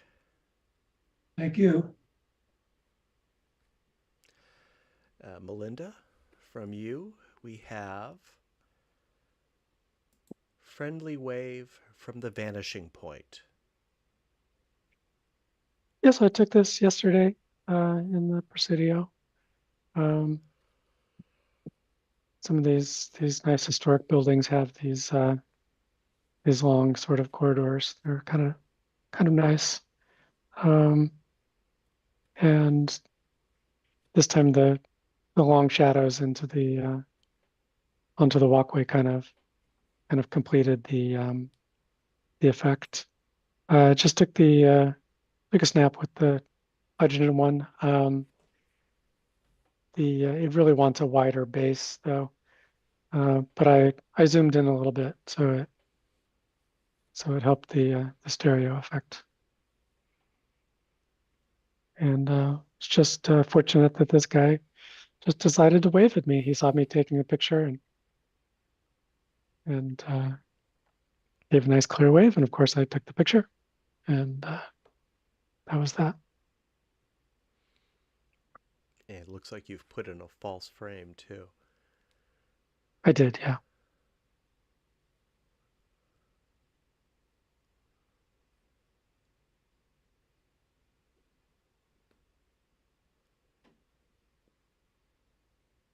Well, great time of day with that shadow. I think that really makes the photo.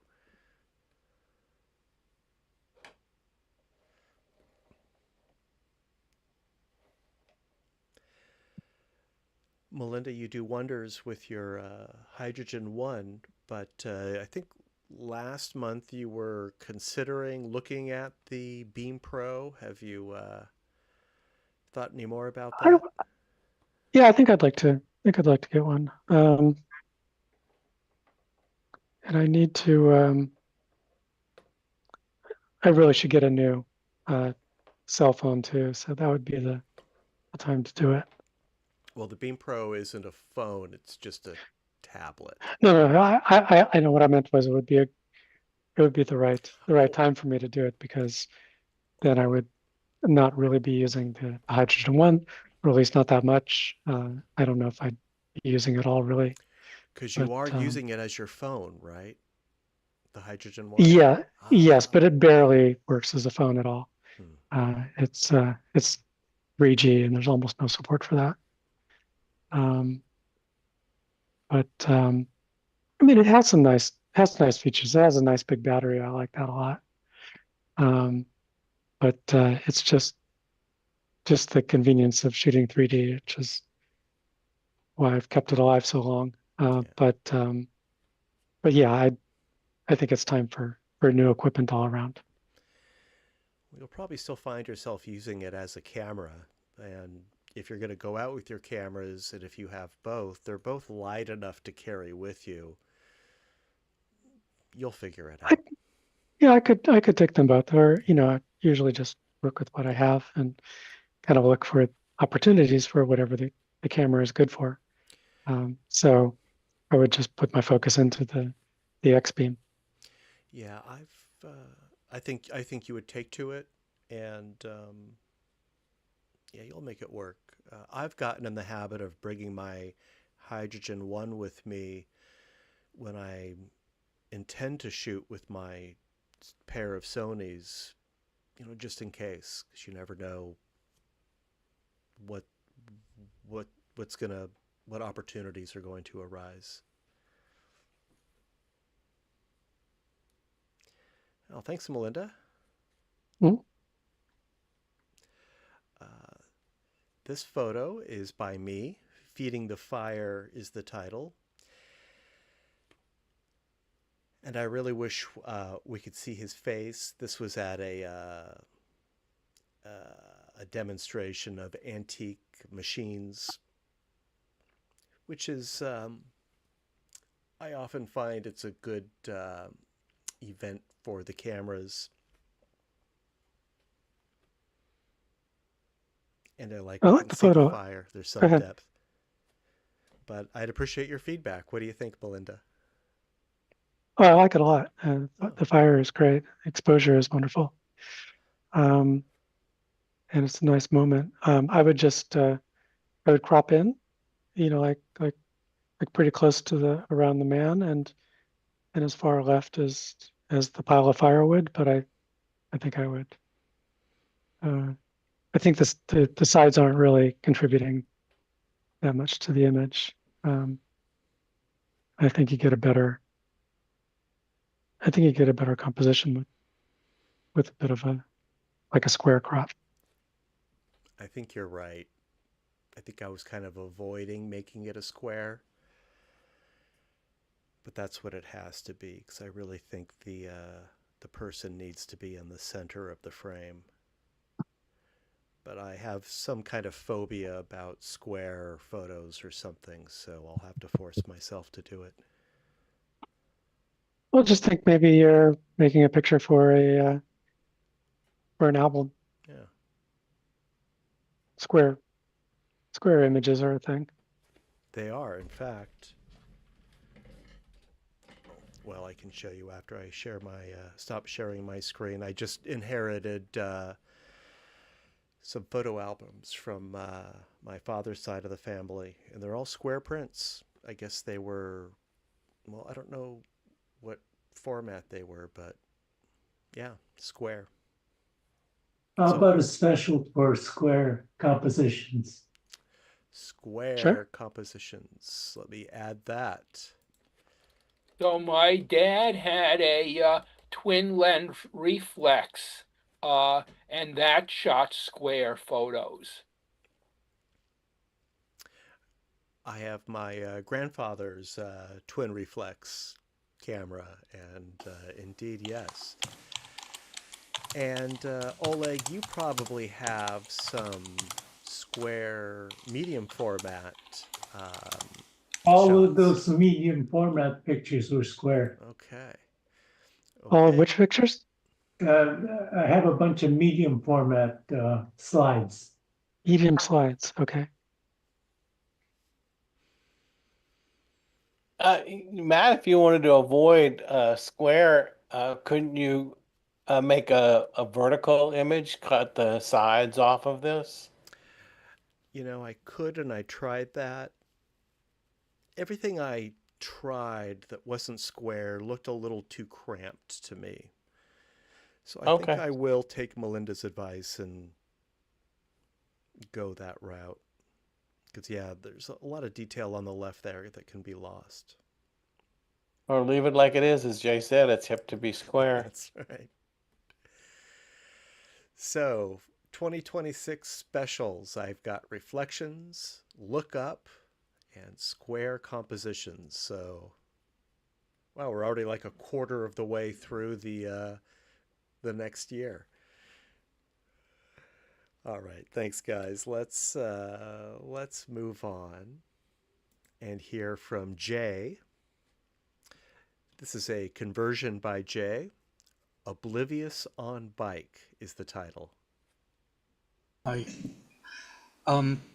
Yeah, it's also a conversion. She was just there ignoring the traffic, ignoring people honking at her.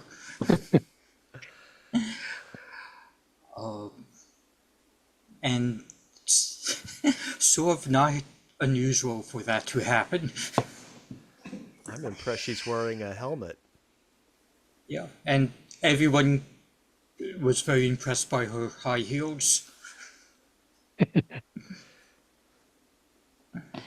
My suggestion would be to paint out her foot on the ground,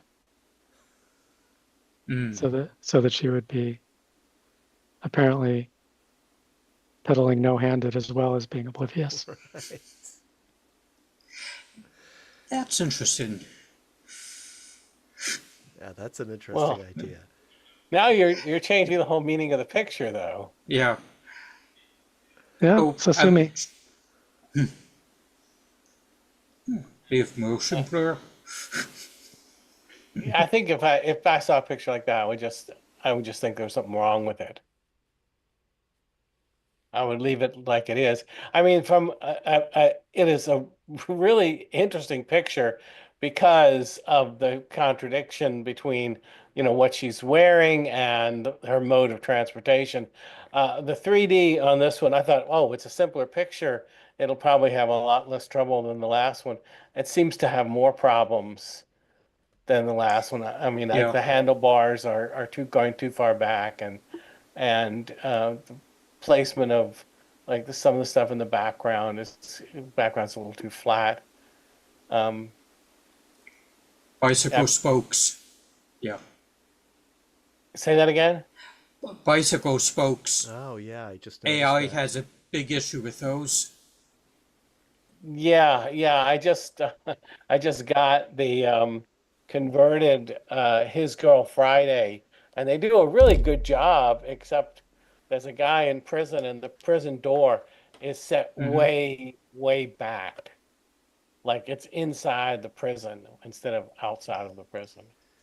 But it's tricky because it's not just it's bars going both directions, so it's a lot of calculations. But yeah, they have trouble with certain things. Yeah, I think this one I'm going to just put in the drawer for a few years. Try it It's a great again. picture. I find it a fascinating picture. Good Thanks. subject for trying to do a conversion. Probably easier to do it by hand. Well, Jay, if you're going to be evaluating different 3D conversion apps and services, start with these two photos. Mhm. I'd be very curious to see how they do.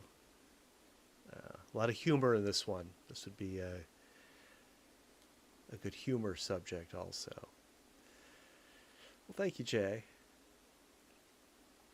So just a heads up, we're approaching 9 o'clock. We only have a few photos to enjoy, but then we'll do our poll. So we'll run a little bit late tonight, but overall we're doing okay. So if you can stick around a little later than 9 o'clock, that would be great. That said, let's move on to one by Steve. Deer in the Woods is the title.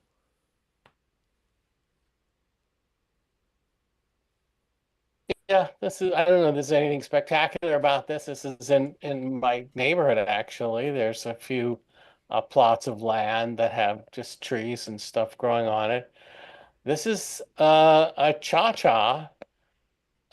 Deer are so good at, the old expression of deer in the headlights of standing still and not even twitching their ears, that I had plenty of time to do not just two, I did about a dozen pictures, different angles, before the deer moved at all.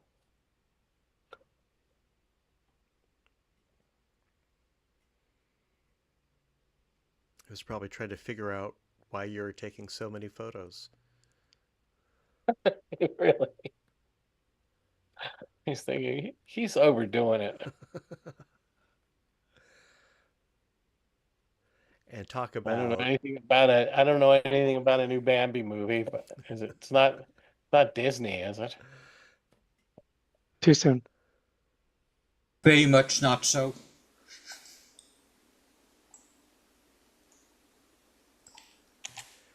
we'll talk about mergers.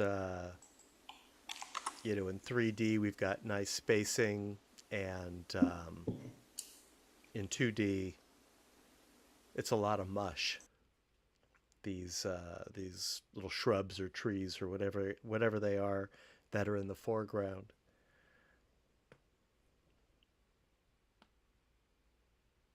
Yeah, I know you've brought that up a couple times in different pictures. I agree. In fact, I think one of the first things I noticed is how leaves, because they're all kind of the same color, tend to all just blend together in a 2D picture, and they have so much definition in a 3D picture.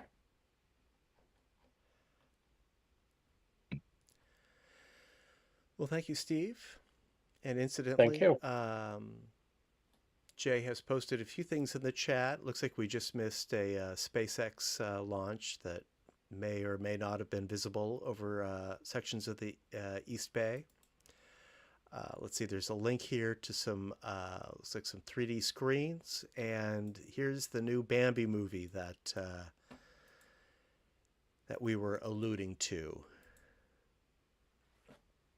So check that out. But first, thank you, Steve. We have one more from Bob Bloomberg. Crochet Cops 3D Con is the title. I'm sure Bob could tell us all about this. He showed us a similar photo last month.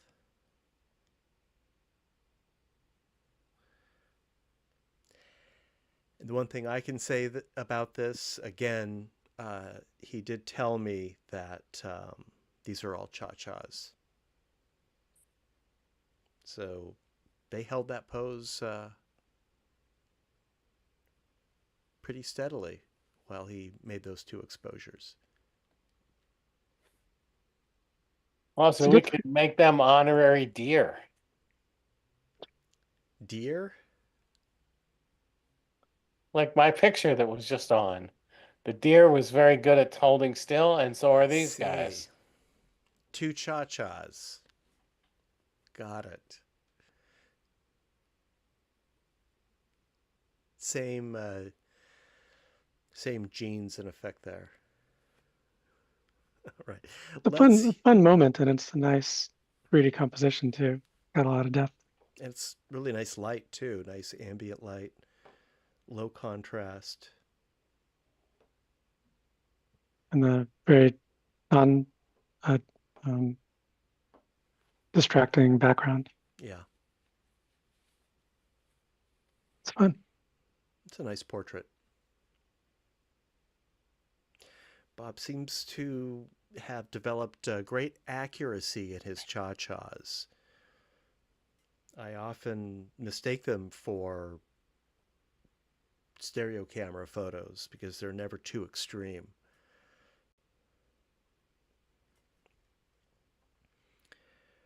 All right. Thanks, Bob. We'll see you next week, Lightly. But let's hear from Oleg. The cemetery near Kochamo and the View West is the title. Again, that was taken last January. I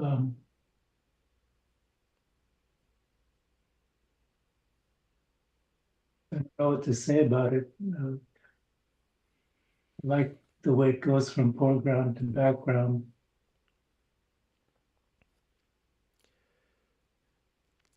And it looks like it's like a terraced landscape. That's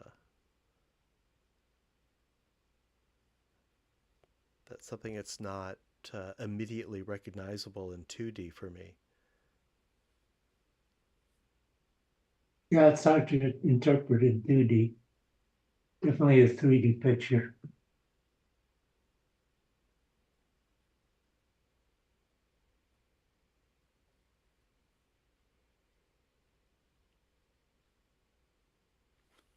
Nice use of color too. The grave sites have the reds and the pinks and the yellows. All the rest are, you know, earth tones, greens and browns. Kind of a grayish sky. Nice contrast. Looking at it now, I don't like the green on the left side. It's shouting too much. I have to tune it down.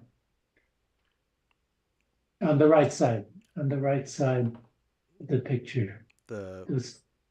On those plots.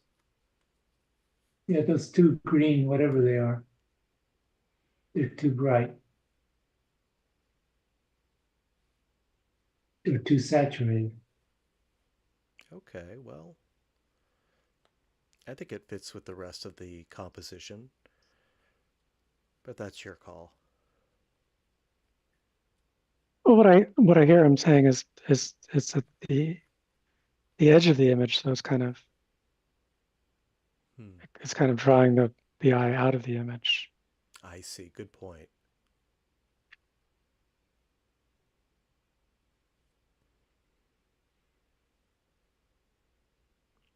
And is that a baby crib I see in the middle ground? Well, there's a lot to see here, obviously. Yeah, thank you, Oleg.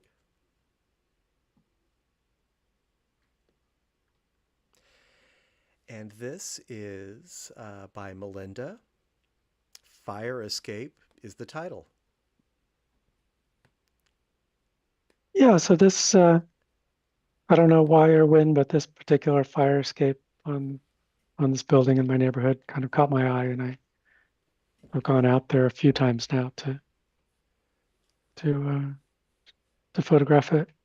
I guess what caught my eye was the time of day and the shadows through all the lattice work of the fire escape onto itself, onto the building. And then, and as I was sort of working it and thinking about it, I came to realize that it's really about the negative space that you and Oleg had talked about before. So it's the negative space in this case is all the places that are meant for people to occupy. So sort of the spiraling staircase path going up through this thing and ultimately up that ladder at the end, are what's being contained by the fire escape itself. So it's about the volume of space here rather than about the lattice work or anything itself. And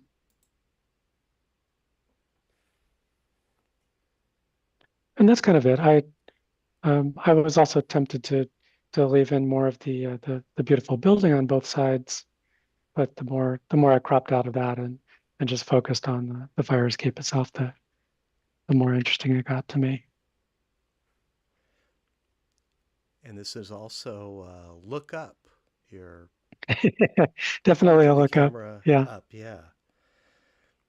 This is. I think this also fits in the category of not that interesting in 2D and really interesting in 3D. Yeah, it's a great subject. There you go. I mean, don't they always catch your eye when you're walking around among these crazy fire escapes, with these kind of Rube Goldberg contraptions, like there's this weird crank thing sticking out from the bottom, and I don't know. And you see them in the movies, and it just seems like I've been fascinated with these things ever since it's a mad, mad, mad, mad world. It's just like it's a popular kind of thing in comedies for sure. So I don't know.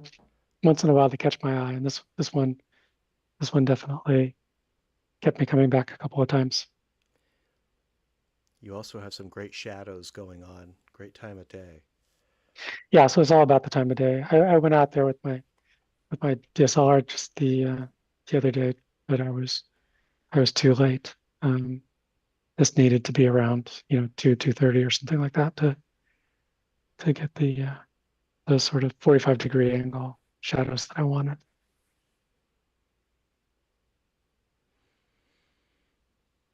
Yeah, love it. What a great subject.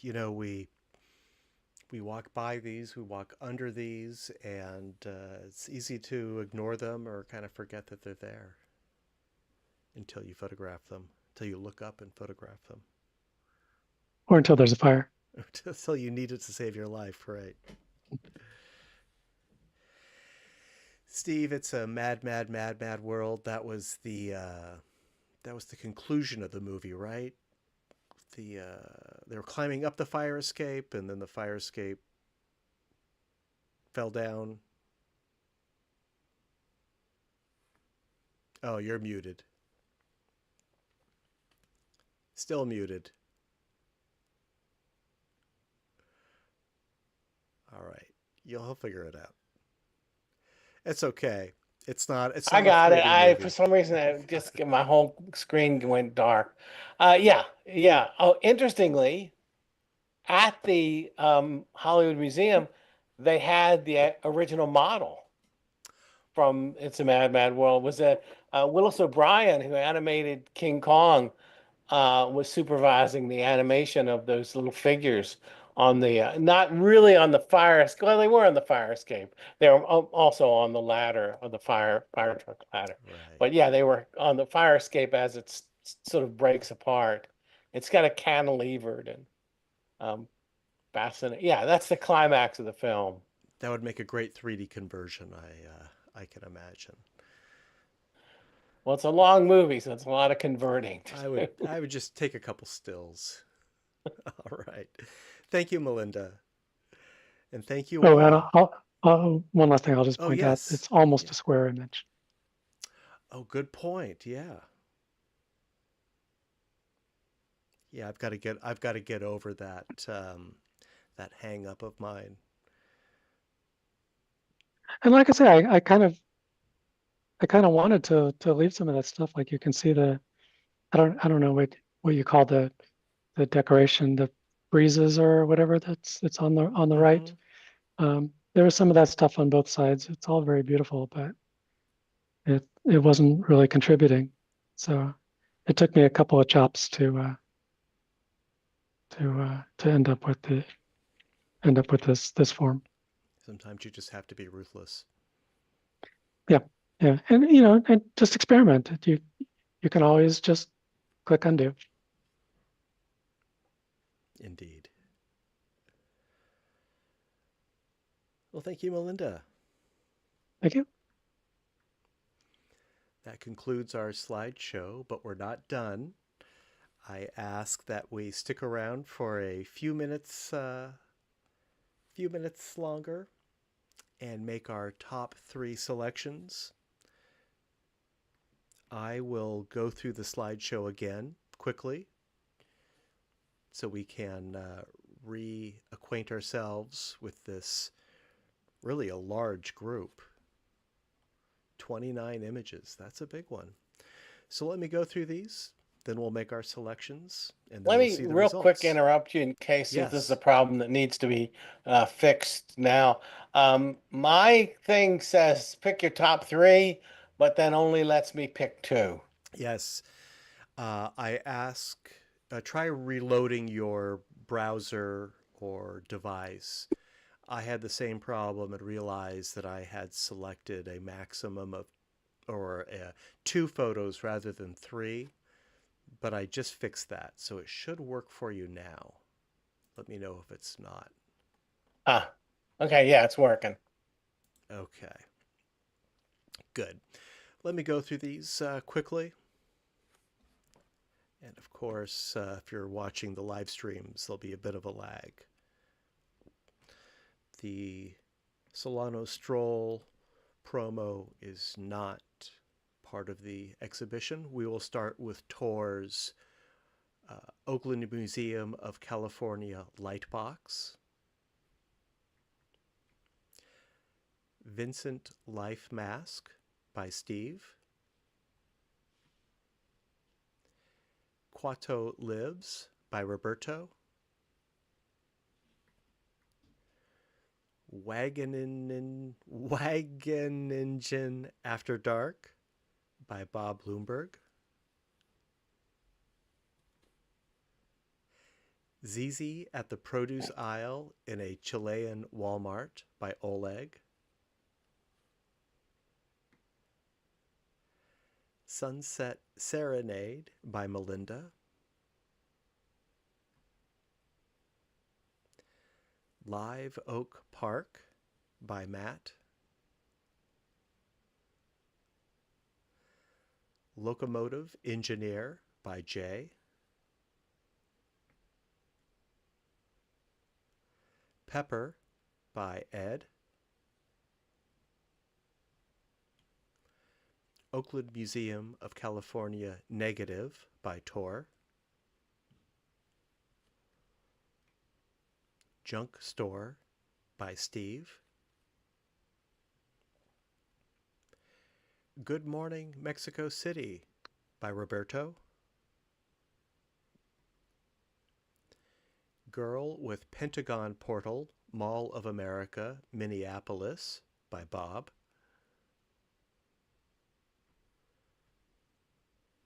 Welcome to the Hamilton School by Oleg. Shattered Window by Melinda. Felix Gonzalez Torres, Untitled, 1995 by Matt. Rather, the photo is by Matt. TKTS Stones by Jay.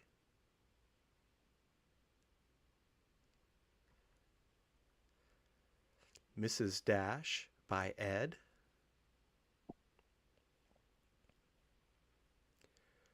Oakland Museum of California Projection by Tor.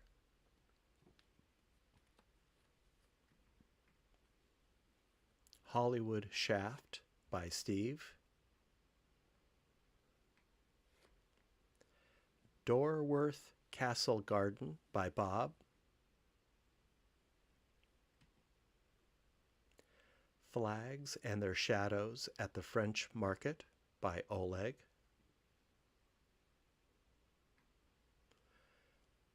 Friendly Wave from the Vanishing Point by Melinda. Feeding the Fire by Matt. Oblivious on Bike by Jay. Deer in the Woods by Steve. Crochet Cops 3D Con by Bob. Cemetery near Kochamo and the View West by Oleg.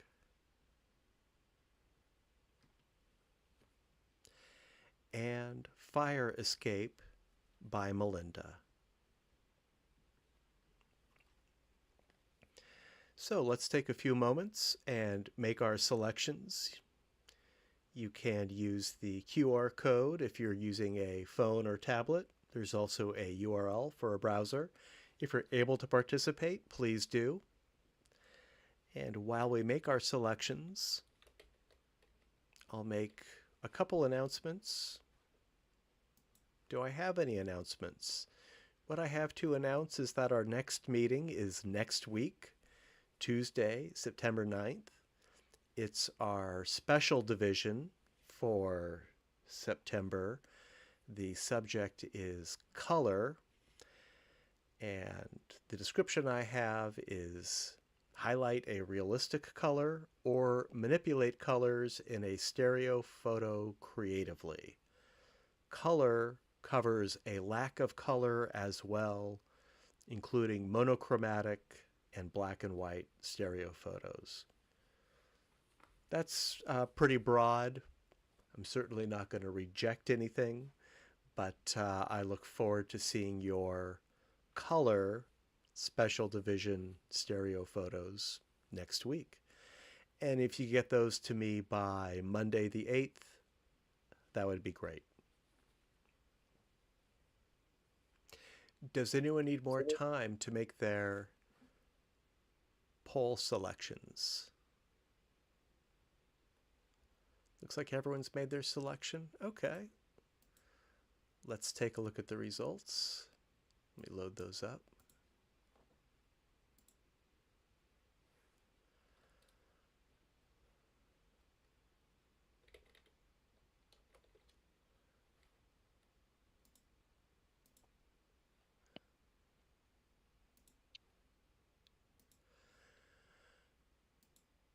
All right. Well, thank you for making Live Oak Park one of our tying 1, 2, 3, 4.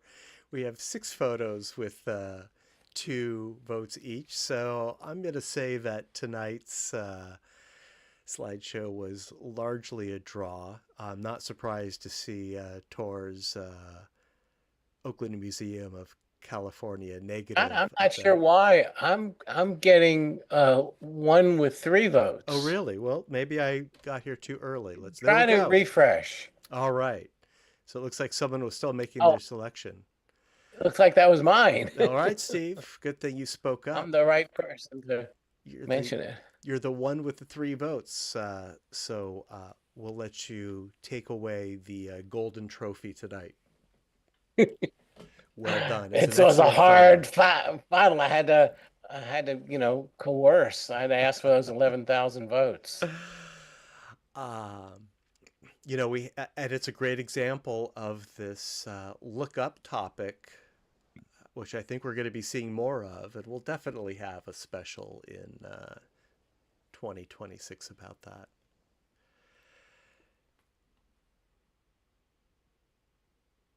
And we have quite a few 1 votes also. So I think we have a clear favorite. Well done, Steve. Tonight's group was a large group. We had 29 photos. That's an unusually large group for September. Traditionally, people tend to still be off on their Labor Day adventures for our first September meeting. So it's great to see so many photos.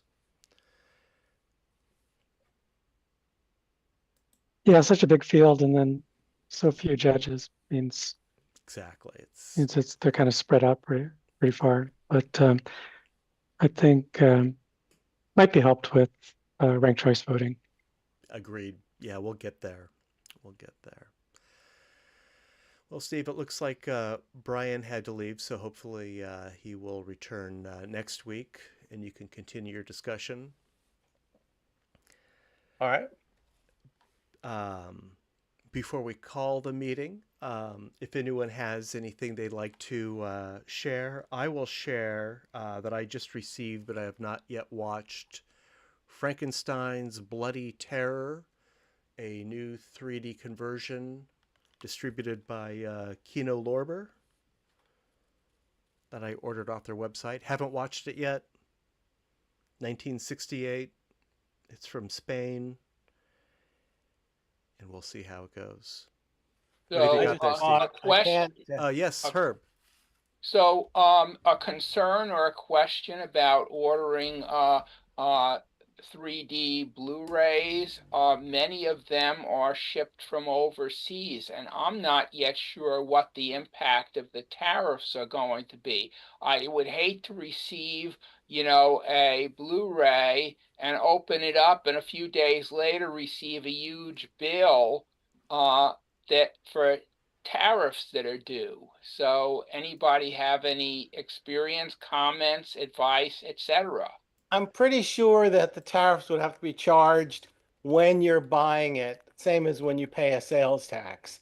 So if you've received it, you should be in the clear. I have heard, not regarding Blu-rays, but different stories from people who have received surprise bills. Yeah, I think it's closer to It's not like paying. If you get a bill and you've already received the item, I would say toss it in the trash. It's from the U.S. government. It's not from then you should especially toss it in the trash. The U.S. government. Have you seen the U.S. government lately? So I try not to look at the U.S. government. I'm trying to hold up a Superman disc. I just bought the Fleischer Superman conversion. They did a really nice job on that, and they're on sale right now. And I think you can get that conversion on eBay, that Fleischer Superman. I've seen that for sale on eBay. It is on eBay. Yeah, I did the calculation. It's a little cheaper if you buy it directly from the Phil Williams, I think is his name, the guy who did the conversion. What iPop 3D. There's a couple of different companies that there is an umbrella of these conversions. Herb, I just received from Turbine in Germany, Puss in Boots: The Last Wish, and Fast and Furious 10. I think I paid about $60 for the pair, and I have not yet received any additional bills or demands for money. That's good news. So, if that helps. We'll see what happens. Puss in Boots: The Last Wish was very well done, good 3D. Fast and Furious 10 put me to sleep, but your mileage may vary. Well, it's not a Blu-ray, but it's probably worth mentioning that the conversion of Jaws of the original Jaws is back in theaters, and it's of course an excellent movie, an excellent conversion, and this time it's also available in 4DX, which I saw it with Tor, and they have wind and some fog and a lot of water spray. I had to constantly clean my glasses. I saw the 3D conversion yesterday, and I think it's the best 3D conversion I've ever seen. Very meticulous. It's a good conversion, and especially noteworthy because it's one of the best composed films that I think I've ever seen.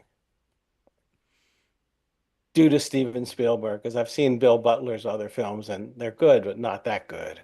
He's the DP on that. Yeah, check it out if you get a chance. I imagine it'll probably be playing in 3D through the rest of the week in the Bay Area. Rest of the world, I don't know. Definitely worth seeing. Well, thanks everyone. I'm going to take off. All right, thanks, Herb. Yeah, if there's, I think we're probably ready to call the meeting. What do you say?